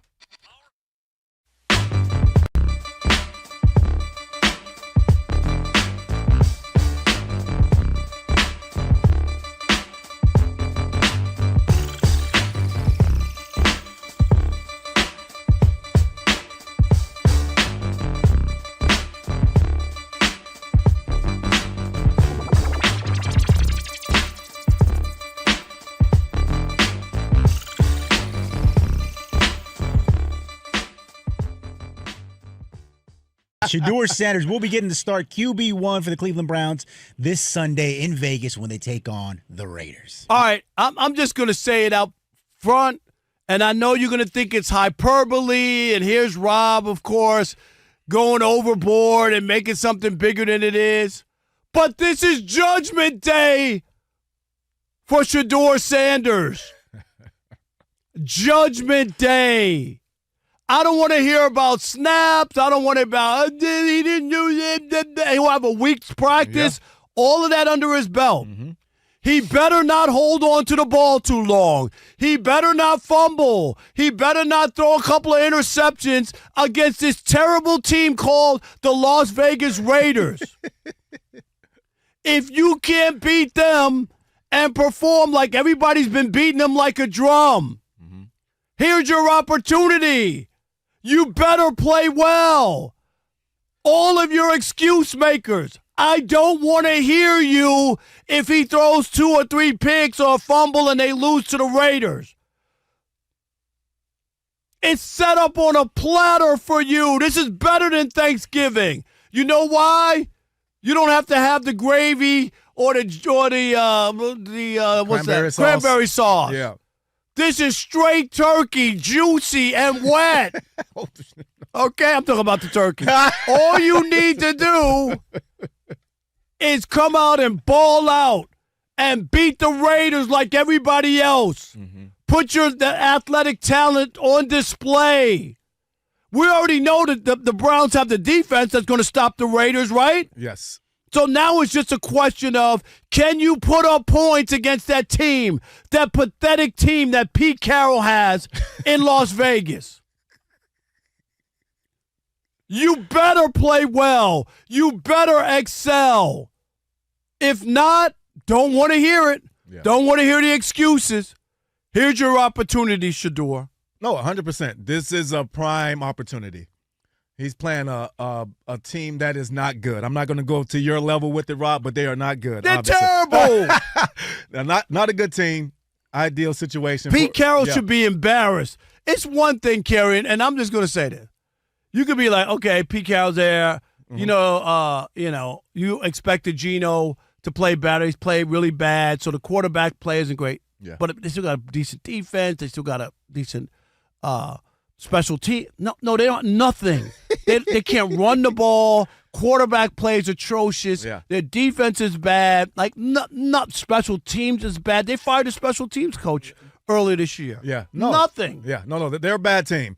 And Shedeur does have a chance to come out and get solid footing early against a really bad team and put up some numbers and show why he should be the guy there. This may be his only chance in Cleveland, which it sounds crazy.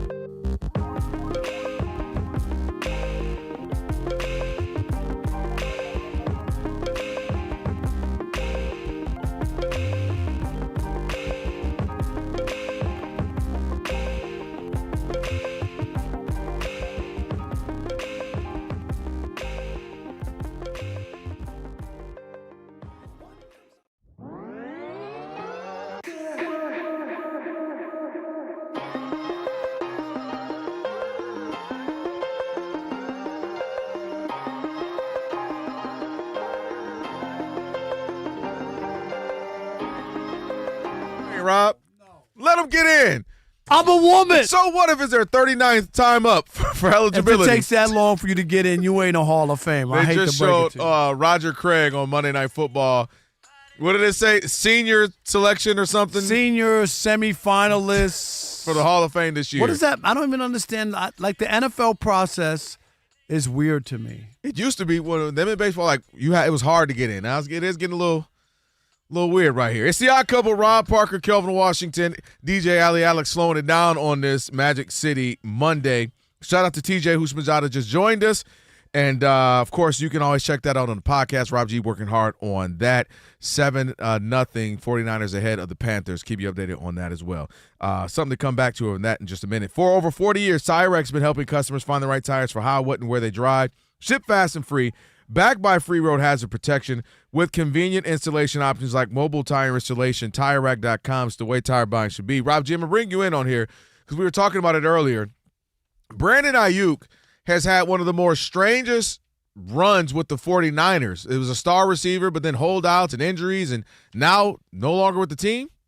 Yeah, there was speculation he might be playing in this game as recently as 2 weeks ago. They said, hey, they might clear him. He looks like he's ready to go. He had that crazy knee injury at the middle of last season, but he might be back somewhere around week 12, week 13.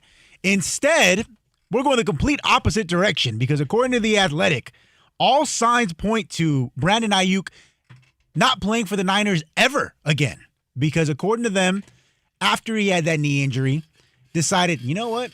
I ain't going to get treatment. And if I am, I'm going on my own timetable, not when you ask me to do.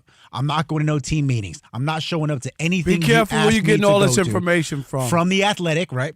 Full disclosure, I'm sure their sourcing is somewhere in the front office I'm and just not saying, on the team. Right? Be careful. That's all. Because they're going to paint a picture that they want. Absolutely. But long story short, the Niners have since rescinded all guarantees in his contract for 2026, which sets the table for them to cut him this offseason with no extra money tied to his contract. How can you rescind guaranteed? Because he didn't live up to his end of the contract. Yeah, there's all those stipulations. Like we hear it, and it's just, hey, play 3 years, I'm making it up $80 million, whatever. But there's all type of, you got to do this. If you don't go to our doctors in these meetings and these physician meetings, this is why I have a fundamental issue with the NFL. NFLPA? Just the NFL in general. Okay. The way that they treat the players, seriously. I've given up on the Players Association. Just the worst. Because to me, it's so disappointing that guys give their bodies all that. Remember, he had to hold out to get a contract. He was a big part on why they went to the Super Bowl. Yeah, I know. I'm sorry, my bad. You know, my bad. You know what I'm saying. I remember that crazy catch he did in that game. Yes. NFC championship game. Yeah. Yes. But you get my point. Is these guys got to do all that, beg, borrow, steal, whatever it is to try to get a contract. They don't take care of everybody. They take care of people who they want to take care of. You remember the Patriots. Notorious. Used up all those guys on defense. Have a good one. Top 5 defense, whatever. Okay, it's your turn to get nah, we're going to let you go. Who next? Go find somebody exactly. else. Yeah. That's exactly what they did. Yeah, it's disappointing. That's all I'm saying. I'm not saying what he's doing or if he's following the protocol or doing all that, but I could see where he could get twisted to say, I was here I was making no money, giving my body, doing whatever I could for the organization to try to get us to win the Super Bowl, do all these. He was their guy. Yeah, he was supposed to be, and he had to beg to get a contract. He was supposed to be, Deebo Samuels was the guy they were able to work out a deal. He was supposed to be next. He was their deep threat, and it just never really manufactured. And so they've just been going back and forth. He was sulking all last year. They were mad at him. He was mad at them, and you kind of thought they'll figure it out, right? They've been able to keep McCaffrey. They've been able to keep Kittle. They've been able to find out they got to deal with Brock Purdy, like even Debo a couple years back. So you just thought they'd be able to work it out. Not the case. And the one thing the 49ers have been able to do, to their credit, they just showed a shot on Monday night. No Fred Warner, no Bosa. They win without whoever. Brock Purdy, we just signed you. You're our guy, but we can win games. And so I don't know if this was a stalemate between he and the team, and he thought maybe I'll prove that they need me. This is one of those few teams that'll be like, we will be all right without you. So we'll see how this all unfolds. We'll keep you updated on the score as well. We are Fox Sports.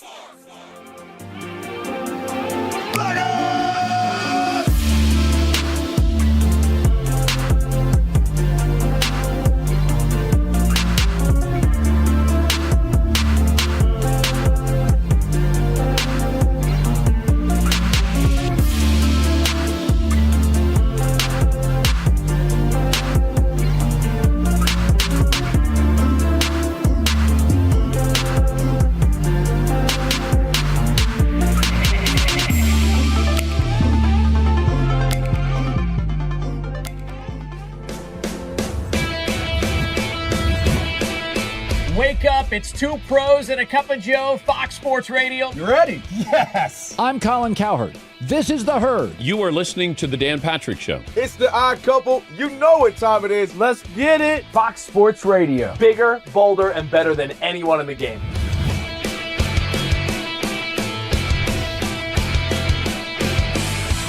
Fox Sports Radio is the #1 sports audio network. Diverse, fun, entertaining, and driven by the big sports topics of the day. They had to bolster the offensive line, which they did. You finally said something right. Congratulations. That game was incredible. You are wrong. You could take that trash somewhere else. Wham!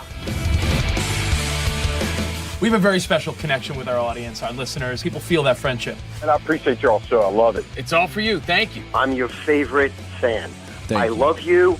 You're very talented. You're the best. Thanks for taking my call. Sure. Great show. Thank you, Jim. You sound like Joe Pesci. How am I funny to you?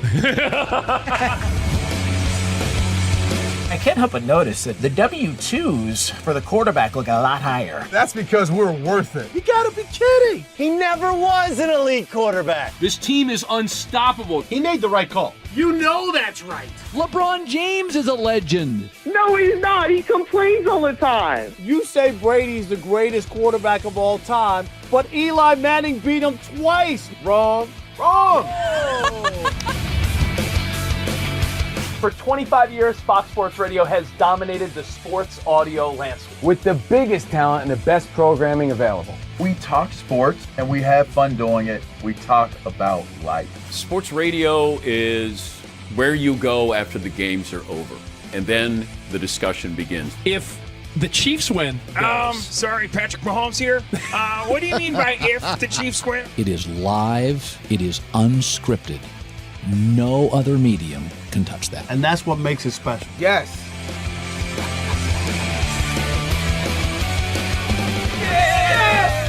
Who wants some? Bigger, bolder, better. We are Fox Sports Radio. Yeah.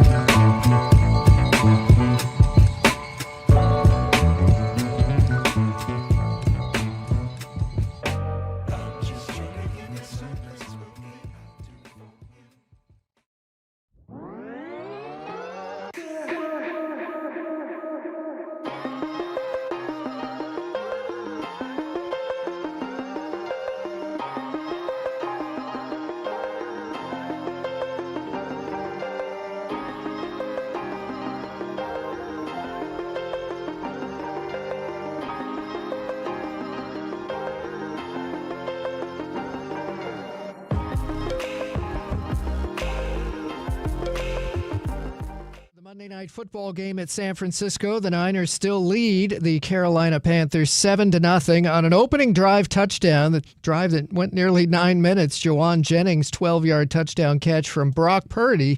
Purdy has thrown 2 interceptions since, including on the last Niners drive, a near 7-minute drive that ended in no points. Bryce Young has thrown an interception. He's just 2 of 4 passing for the Panthers. 7-0 San Francisco, second quarter.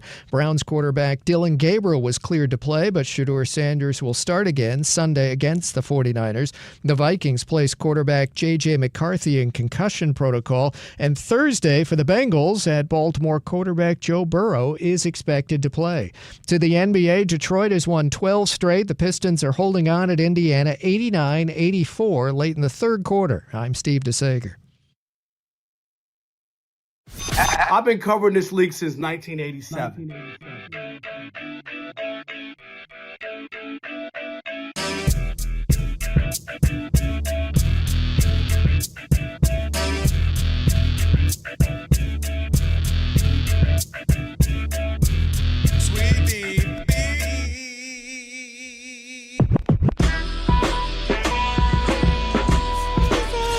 Can this sports writer and this sports fan share a radio show without driving each other crazy? Now, live from the Fox Sports Radio studios, here's Fox Sports Radio's Odd Couple, Rob Parker and Kelvin Washington. Hour number 3 here on the Odd Couple, Fox Sports Radio. Rob Parker, Kelvin Washington. And with the iHeartRadio app, guess what? You can stream us wherever you happen to be. That's right. Catch us and all the other fine Fox Sports Radio shows live 24/7 in the new and improved iHeartRadio app. Just search Fox Sports Radio in the app to stream us live all day, every day. Do it! That's right. And be sure to select Fox Sports Radio as one of your presets in the iHeartRadio app, so it'll always pop up at the top of your screen.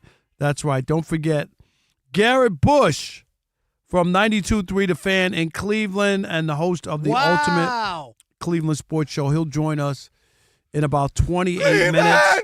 Plus, Cleveland! Last call. In case you weren't able to get in on some of these other topics, you'll have a chance to jump in as well. So here we are already, hour number 3 on this Magic City Monday. Oh, that's right. Flying by. Rob G., the Rams, who have been on a tear this season, man, not playing around with teams, got another win behind Matthew Stafford. The Bucs, they're just beat down, injured. Even Baker Mayfield, shoulder all jacked up. They come into that game underdogs, but they ended up getting blowed out, as Rob would say. Blowed out. But before we get to the Rams, can I pull the curtain back? I want to slam it in reverse and get to the YouTubians, because the Odd Mob is in full effect here tonight. I got some comments, just a couple that I really wanted to get to that really, I think, tell the story about what's happening on this show tonight. What they talking about? All I'm going to say is they're ripping me, so I already know. Rob, this is one that's very complimentary of you. Okay. It says, shout out to Rob. Him and Jason Willock, the only ones keeping it honest about Shedeur Sanders. There you go. That's good to me? I'm just saying, that's good. That's good for you. And no, that's not good. And then Rob G, never, ever, ever on this program. Would you rather say about Kelvin? No, ever. Says, can't believe Kelvin saying this about Shedeur. He's such a simp. Okay, there you go. See? No. But I'd rather be a simp than be compared to Jason Whitlock. I don't want to be in that conversation. I don't want. I'm just the next time that name comes up, don't even put. Do not put my name in the same sentence.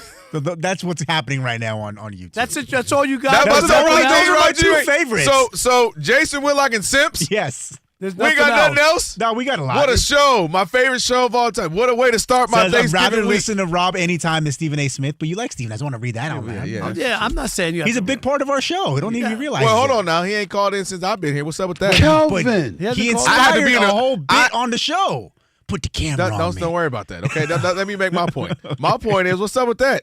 He usually calls him Rob G once what's in up a while, with that? right? Oh, he get 120 mil. He don't know how to act now. He want to holler at your boy. The small people. According to the Odd Mob, the simpletons. They are, yeah. That's 3 interceptions for Brock Purdy. And they just fumbled and luckily got it back before that play. Yeah. Do the 49ers want to win? I told you that they wasted that money on Brock Purdy. Anybody could be doing this. Well, one more quick question before we get to the Rams here. Brock Purdy or Shedeur?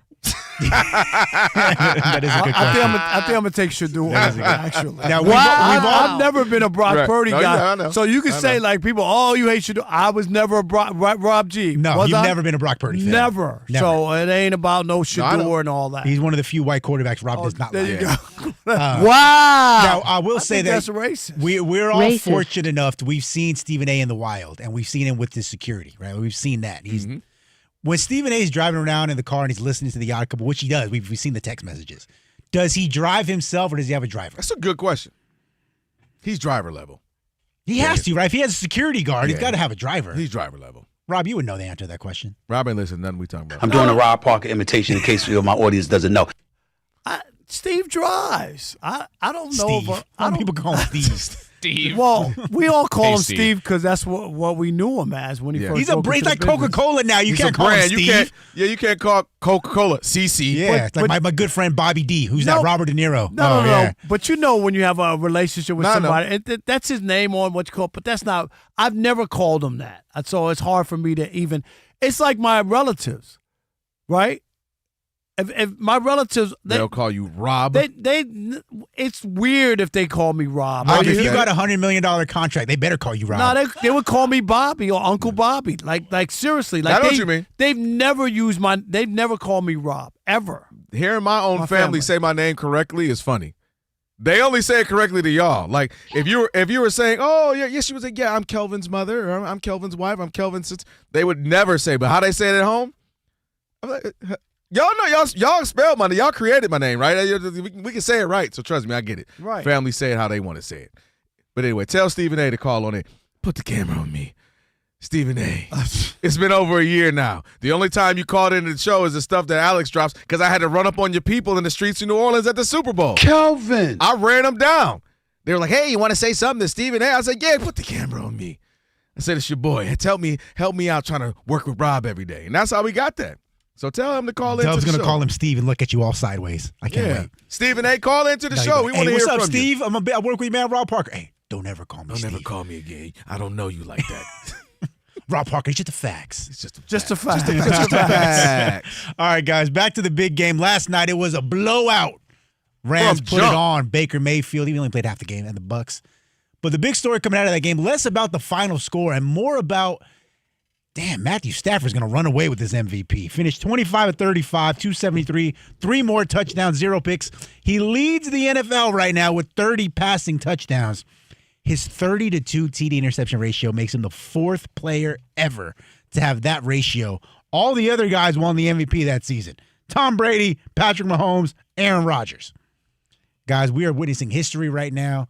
Not only are the Rams currently the odds-on favorite at BetMGM to win the Super Bowl, Matthew Stafford, runaway favorite at this point to win his first MVP award.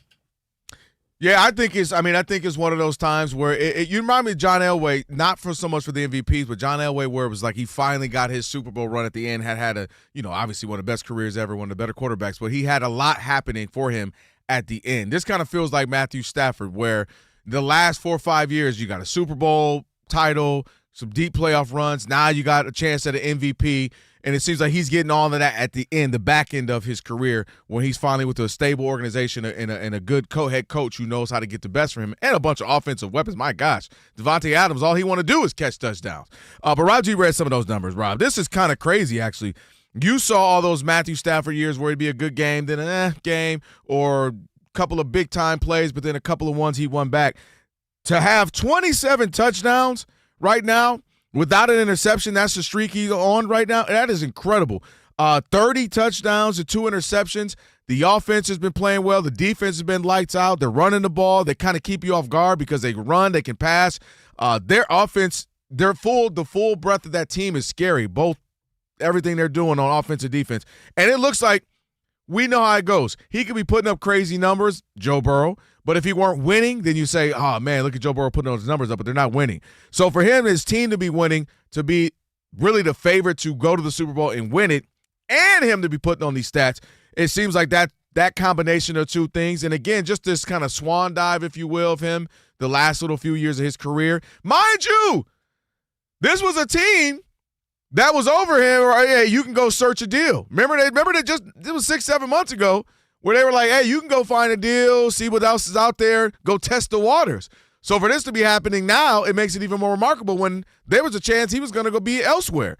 So now for them to be finding and putting this thing together and having an MVP candidate run is very impressive how he's playing and his team as a whole. And again, credit to Sean McVay too, because whoever the quarterback's been, this team, no defense, better defense, more offensive, more defensive minded. They just continue to play good football, and now they find themselves again as the leaders to represent the NFC in the Super Bowl.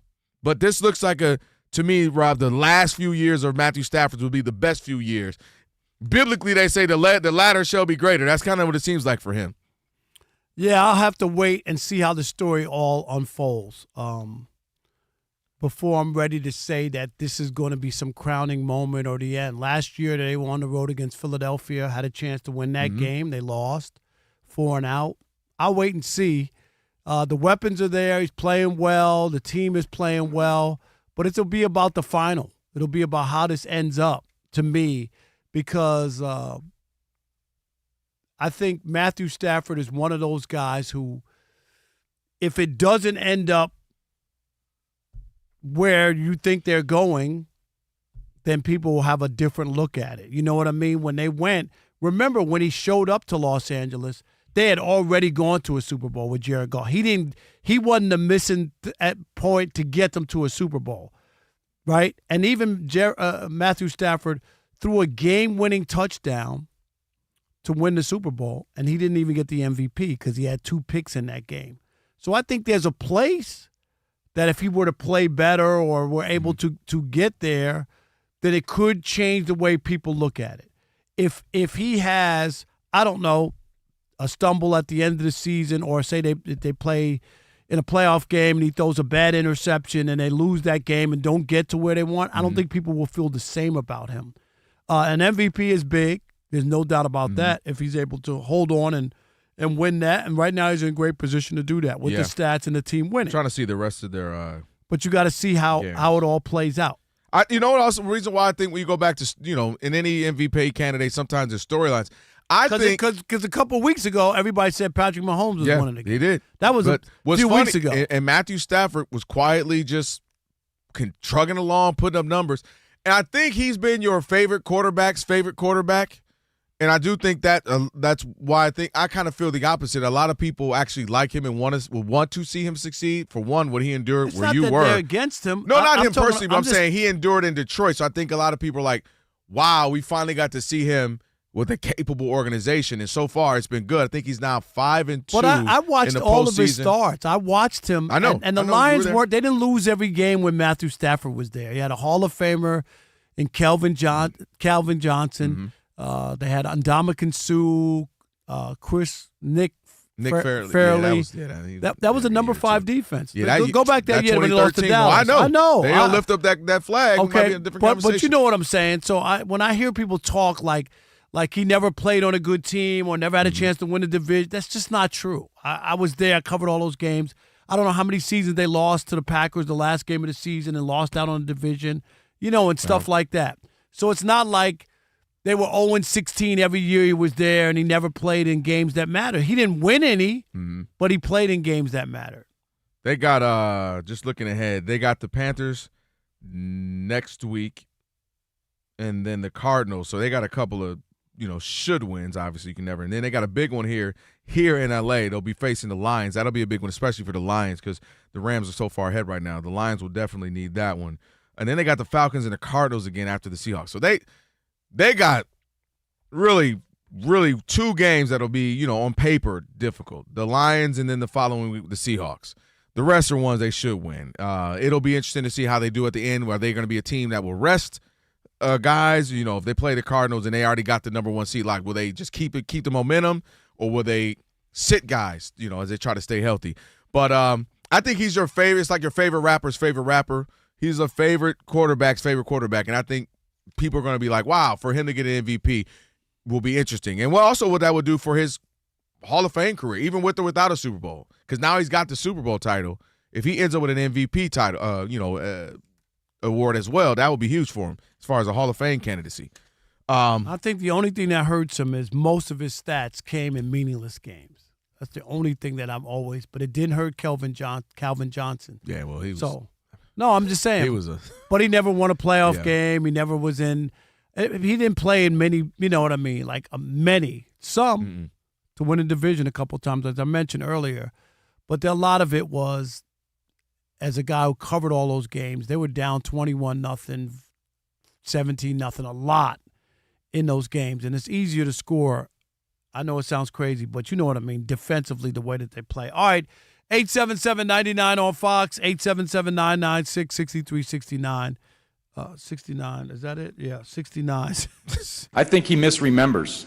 877-996-6369. It's not trigonometry. Right. 877-99 on 69, Fox. 69, 69. Whoa. There you go. Wowsy, woo. Good little weekend. That's right. All right. It is the Odd Couple. We want to hear from you, Rob Parker, Kelvin Washington, on this Magic City Monday. Stick and stay. Unless Rob Parker gave you the wrong number in the US of A. There you go. I've been trying to call.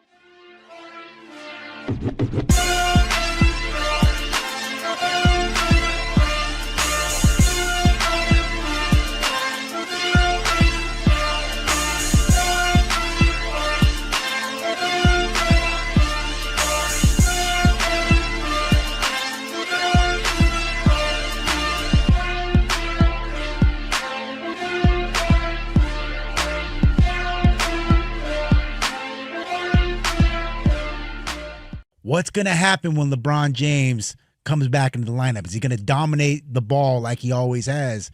And to his credit, for night one at least, took a back seat, played the third fiddle willingly, and the Lakers cruise. That was easy to do. Okay. Let me go first on this, Rob, Okay. because he has no choice at this point. He may be second, but he's not first anymore. This is Luka's team. His time out even put a bigger stamp on this being Luka's team, Rob. He has no choice but to be two. Now, will he take the back seat to Austin Reeves as the season goes along? Now, that's going to be the real question, right? Austin Reeves doesn't have the credentials that LeBron has, so he can't really push back on him if he wants to be that guy. But for LeBron right now, this is actually the best situation for him if his ego doesn't get in the way, Rob. He gets to go in, have 15 points, 8 rebounds, 5 assists, and not be tired as the season progresses and actually have a little energy in the playoffs if that happens. So for me, he should take a back seat. And if his ego doesn't get in the way, I think this thing could work out. You make sense. Okay, but whether or not LeBron will subscribe to that. Right. You don't think he will. But he should be the third option. And no matter what. And if the Lakers, remember, new ownership, Yes. this is not the people who recruited you and Magic and Genie Bus. No, this is not those people anymore. No. Okay, they brought in Luka. He's 25 or 6. You know, you're 45. You know, like let's just keep it real. And they should be building for the future as you go on. Yeah. And Austin Reeves has more of a chance of being around with Luka for the next 5 or 6 years than LeBron. Yeah. So it should be obvious. Yes. You don't owe anybody a victory lap, sentimental reasons, all that. And once you get into that, you might as well move on totally. Yeah. It should never be about that. LeBron has outstayed his welcome. I agree. Period. I agree. I know people think that's harsh. No, I agree, though. He's Tom Brady outstayed his welcome. Yes. You know, like when you play that long, it becomes an issue. It just does. Because Yeah. people feel like, well, you can't say nothing to him. Yeah, well, yeah. What are you going to do? Well, if he wants to play, you got to play him. How are you going to tell him to take a back seat, a third seat at that? Not Yeah. even just a back seat, Right. a third seat. Right. But if you're serious about winning, serious about moving the Lakers forward, LeBron represents the past, not the present, not the future.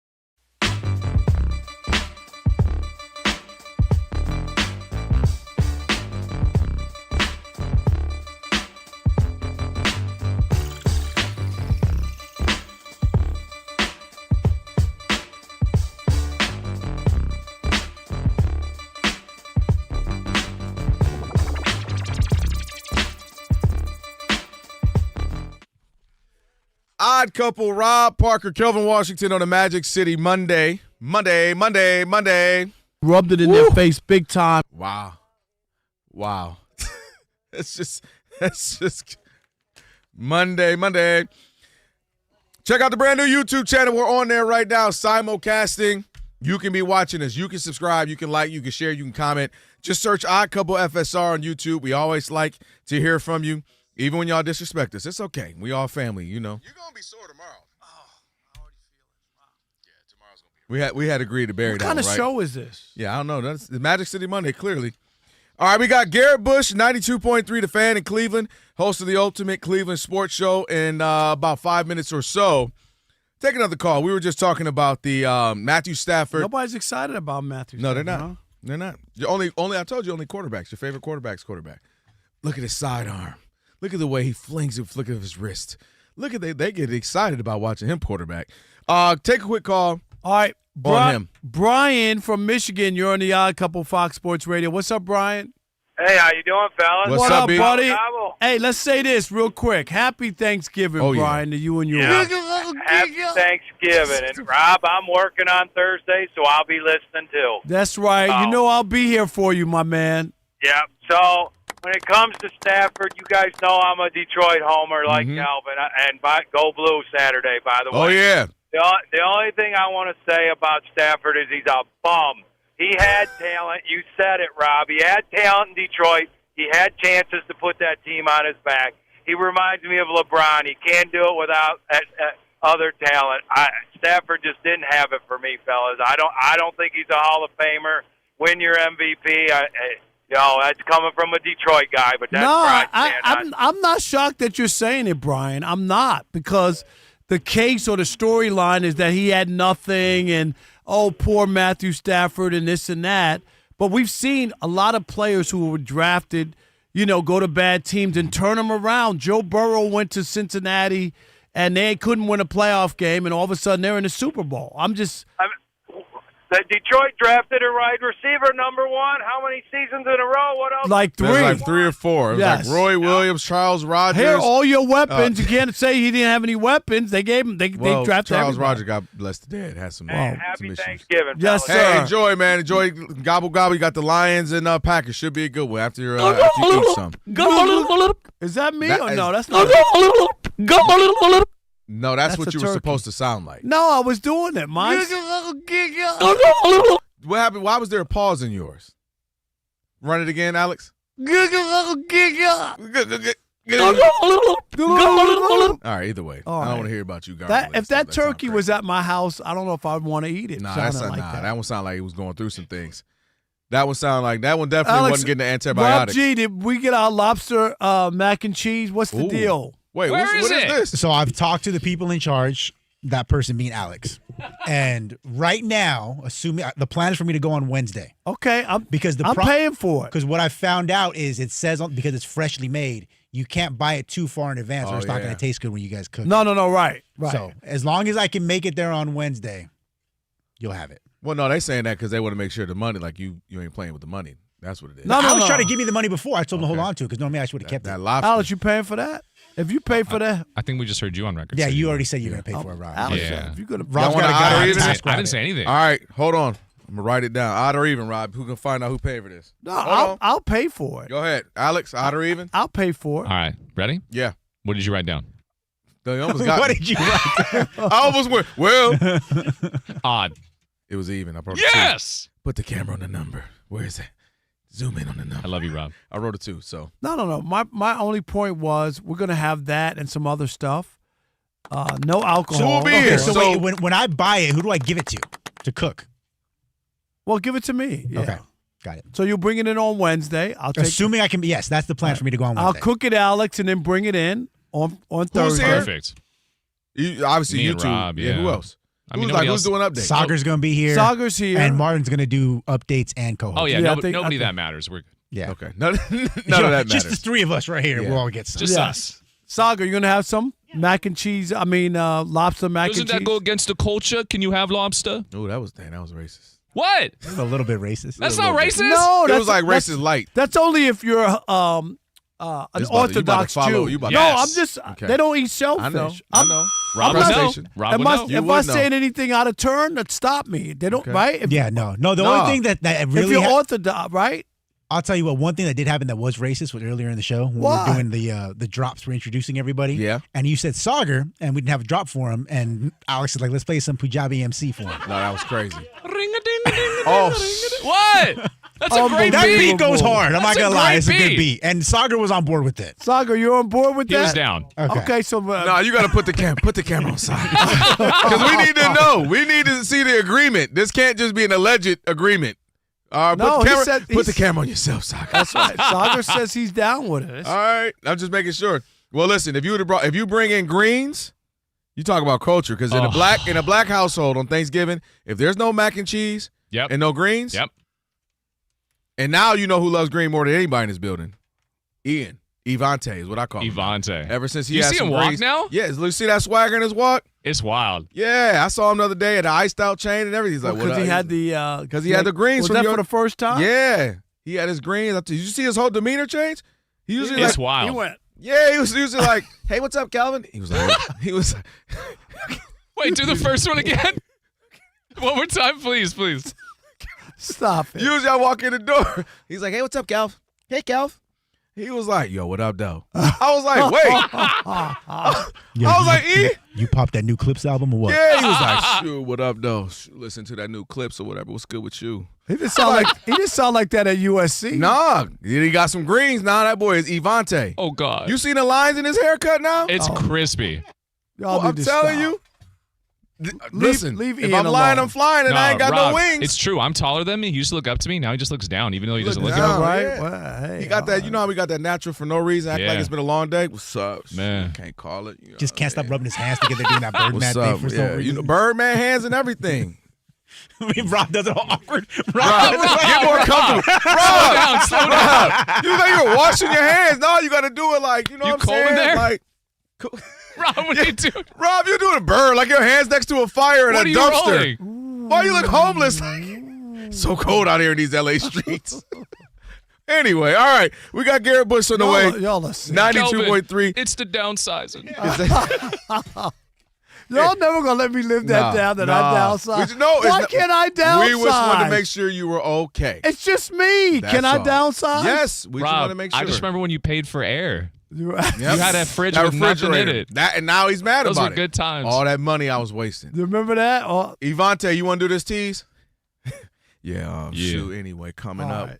we got Garrett Bush or whatever. You know what I'm saying? 92.3 The Fan in Cleveland. You know what I'm saying? Cleveland, this one's for you right now. It's my man Steve D. Steve the Sager. What's up? Wow. Halftime at San Francisco, 49ers leading Carolina 10-3. Panthers offense, 5 drives, 3 first downs. They're only scoring. They settle for a short field goal late first half. Matt Gay, tonight's kicker for the 49ers with a 47-yard field goal. San Francisco on the opening drive of the night drove down, scored a touchdown. Brock Purdy, 12-yard TD pass to Jawan Jennings. That was a near 9-minute drive. Since then, Purdy has thrown 3 interceptions. Christian McCaffrey on 12 carries has 43 yards rushing. He also has 40 yards receiving on 5 catches. But with the turnovers, Niners at home only up 10-3 on Carolina. San Francisco in conference games this year, 7-2. Carolina 6-5 overall. The Panthers will be alone in first in their division with a win tonight. Browns quarterback Dylan Gabriel was cleared to play, but Shedeur Sanders will start again this Sunday against the 49ers. The Vikings place quarterback J.J. McCarthy in concussion protocol. The New York Giants fired defensive coordinator Shane Bowen. The Raiders promoted Greg Olson to interim offensive coordinator after firing Chip Kelly on Sunday. Washington quarterback Jaden Daniels will return to practice this week, but he hasn't been cleared for contact yet. Bucks quarterback Baker Mayfield has a sprained left shoulder, but it's called a low-grade sprain with no long-term concerns. As for the schedule, this Thursday, Thanksgiving, 3 NFL games, including Cincinnati at Baltimore, For the Bengals, quarterback Joe Burrow is expected to play back from the toe injury. However, wide receiver T. Higgins is out with a concussion. A reminder, this Saturday, college football on Fox TV, number 1 Ohio State at number 15 Michigan. The Buckeyes have lost 4 straight to Michigan. In the NBA tonight, Detroit, which has won 12 in a row, is leading with under 2 minutes left at Indiana, 117-112. Toronto came in with a 7-game win streak, and the Raptors have won at home, 110-99 over Cleveland. The Knicks are still leading at Brooklyn, under 10 minutes left in the game, 94-82 New York, 31 points for Karl Anthony Towns. Brooklyn Nets at 3-13 this year. Miami hosting and leading Dallas 83-76 with under 10 minutes left. Tyler Hero making his season debut, guard for the Heat after ankle surgery a couple months ago. He's 9 of 13 shooting for 18 points. For Dallas, Anthony Davis out still with the strained calf, out for a 14th straight game. About to start, Houston at Phoenix. For the Rockets, Kevin Durant reportedly out tonight and Wednesday due to a family matter. College hoops saw number 3 Houston win in overtime against Syracuse in Las Vegas, 78-74.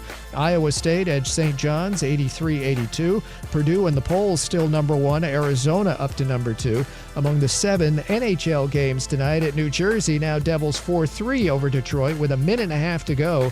At Tampa Bay, just final, the Lightning shut out the Flyers 3-0. Back to you. Steve, thank you. Have a great – my bad. Let me Avante that. All right, Steve. Hey, have a great night, my man. Appreciate it. It's the Odd Couple, Ron Parker, Kelvin Washington on a Magic City Monday. We got, of course, coming up, we'll have last call in just a little bit. But right now, Garrett Bush is joining us, 92.3 The Fan in Cleveland, host of the Ultimate Cleveland Sports Show. G. Bush, 81 on X. Garrett, what's up, man? Hey, what's up? How y'all doing, fellas? Doing good. Great. Appreciate you. How did you get around today with all the confetti in the city is what I'm trying to figure out. You know, listen, I had to get a police escort, you know what I'm saying? We especially when we got all of our nice Rolex watches on, you gotta watch that, man. So now the city got a little buzz, man, but you know, we ain't doing too many victory laps now. I mean, it was a nice performance, and we looking forward to seeing what he do against the 49ers. But you know, it's a good start, man. He showed some flashes. Did he warrant, in your mind, to be the starter? To Dylan Gabriel, should he have been the starter? Just your own personal reaction to that. Oh, listen, there's no doubt about it. There's no doubt about if he should have been the starting quarterback moving up to next week. Because, you know, if you watch Dylan Gabriel for the 6 games, I feel like Dylan Gabriel's best game was against the Minnesota Vikings in London. So for me, I saw a little bit of a regression. I didn't have a great evaluation on Dylan Gabriel coming out of Oregon. I think he had some limitations. And the one thing that we saw, at least from Shedeur Sanders, is his willingness to put the ball downfield and to give his playmakers an opportunity. He had an interception and did some other things. You know, he did eliminate some of the sack yardage. So, you know, it wasn't. I gave him a B overall, but it wasn't a home run of any sort. I think the thing Sean King says, he's on the Ultimate Cleveland Sports Show as a contributor. He says, you know, Shedeur Sanders is not going to win the starting job in one game or one throw or one quarter. He has to put a body of work together. But, you know, this was a good start, and we'll see what we can do this week. Yeah, I believe in that, too. I think that the problem that comes with Shedeur, and that's why he has to be the starter, otherwise I wouldn't want him on my team, is he has so many fanboys who will blame everybody other than him if things don't work out or if he doesn't play well. Oh, it's the play call, and oh, you know, I got Texas. The offensive line's not good. Oh, did you see Judy drop that ball? You know, like that. That's what comes when you have a guy. Because that's what happened with Tim Tebow and why people didn't want him. If he's not going to be your starting quarterback, there's a lot of other stuff you got to deal with. You agree with that or not? Well, yeah, there is. I laugh all the time. You know, I think he has a fan base that necessarily does not include all football fans. There are people who watch Shedeur Sanders from reality TV. There's people who watched him grow up on television. There's some people who just rock and roll with him. And his fan base, I told people in Cleveland, because I watched him grow up. I watched him at Jackson State. I've watched him pretty much since he was a young guy. I said, listen, his fan base is different. You ain't seen nothing like this. Like, The CU aunties and uncles is alive and well. They not gonna play. They gonna support him. They gonna support him through hell or high water. That's how they gonna get down. I think for journalists and people who break down the game, I think you got to kind of separate the two. It's what Shedeur is as a player. It's hard to do that because I think it is. It is because I've been in this business for 40 years, and I just think that there are too many guys masquerading as journalists and people who cover, who are deep down pulling for people, and the line is blurred, and I think that's a big part of why the coverage is like whenever it doesn't go right, it's some conspiracy theory. Like there's always something rather than the player didn't play well, or if you say that the player didn't play well or I wasn't overwhelmed. Some guy called up here, I'm the hater on times 10 because I'm not ready to crown him as like the rookie of the year. And that's where it's such an extreme that you can't even say he played well or he played good or whatever. I'm a hater because I don't think that he should be the quarterback from here to the next 10 years. You know what I mean? I've always said what I try to do is I try to put my flag. Now listen, full disclosure. I think Shedeur Sanders could be a starting quarterback. I think Shedeur Sanders could be an answer for the Cleveland Browns. But I also tell people all the time on my show, The Barbershop, I say, listen, guys, what happens with Shedeur Sanders is going to be dictated on what's going on the field. What's going to keep him on that football field is his production and what he can do on the football field. The other stuff, yeah, it may be provocative, but be not fooled. Like, you have to produce, and for him, I think he understands it because of the nature of his fan base and the way and his confidence. He understands that puts him in a spotlight where he has to overperform at times. He has to overdo it. You know what I mean? Yeah. I think, I just want to say this. Yeah. Deshaun Watson, if he's healthy, he's not going to be the starting quarterback next year? I think that they owe him so much money. They can't cut him. Here's what I think. I'm not a conspiracy theorist, but I think that the ownership has come out not one but two times, and Jimmy has them saying, "Hey, we made a mistake." In other words, we may feel like the contract, the league didn't want us to get that out. We gave it. We're under the doghouse a little bit. I don't think he'll play for the Browns again, but I think if he continues to, where will he go though? So you mean he's going to be on the bench making $40 million? Yes, because they can't cut him. No, he's not getting cut. He will be on the bench. Right. Yeah. Okay. What I want to ask you, we kind of were talking about it. How much is Shedeur? Let's say he wins, plays well. Let's say he plays bad. How much is it you're there on the ground? Is it even maybe with the team, just from some things you may know, is people not liking the way he speaks after a game? Everybody wanted me to fail and I didn't. Does some of that stuff, is that what people have issues with too, not just what happens on the field? Yeah, there's a lot of people that frankly is not big fans of his father. They're not fans of the jewelry. They're not fans of the music. They're not fans of his delivery. So all of those things, come along with a quarterback. That's why they coined the phrase franchise quarterback, right? Yeah. You're the face of it. So sometimes those things are in opposition to what people believe should be a quarterback. Now, what's going to happen is week by week, you guys know, as it continues, you guys were around when Tebow was doing it. As weeks go, as he continue to play well, it's not going to get smaller. It's going to get bigger.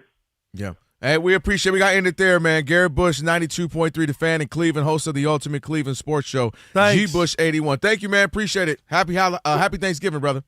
You too. No doubt. All right, last call, 877-99 on Fox. 877-99 on Fox. Last call, you want to get in on the Odd Couple, this is your chance to do so. Plus, we'll get you updated as the second half getting ready to kick off here in Monday Night Football. It's the Odd Couple, Fox Sports Radio. We are Fox Sports.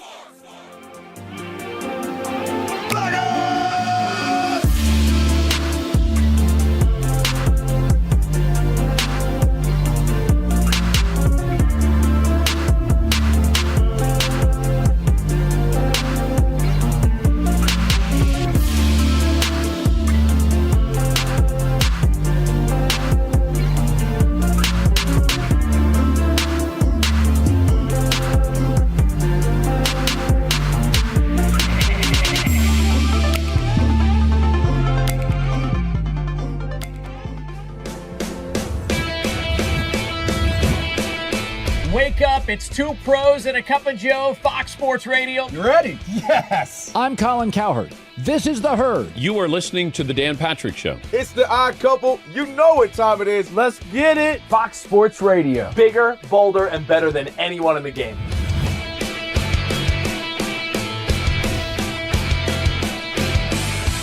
Fox Sports Radio is the #1 sports audio network. Diverse, fun, entertaining, and driven by the big sports topics of the day. They had to bolster the offensive line, which they did. You finally said something right. Congratulations. That game was incredible. You are wrong. You could take that trash somewhere else. Wham!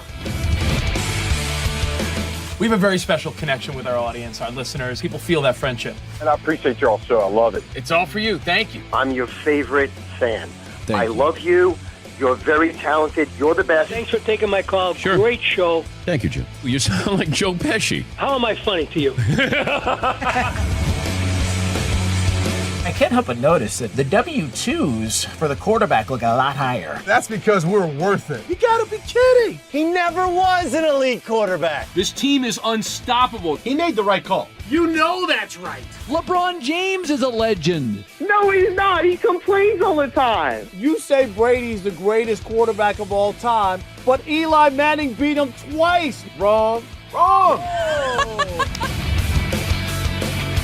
For 25 years, Fox Sports Radio has dominated the sports audio landscape with the biggest talent and the best programming available. We talk sports and we have fun doing it. We talk about life. Sports radio is where you go after the games are over, and then the discussion begins. If the Chiefs win, Sorry, Patrick Mahomes here. What do you mean by if the Chiefs win? It is live. It is unscripted. No other medium can touch that. and that's what makes it special. Yes.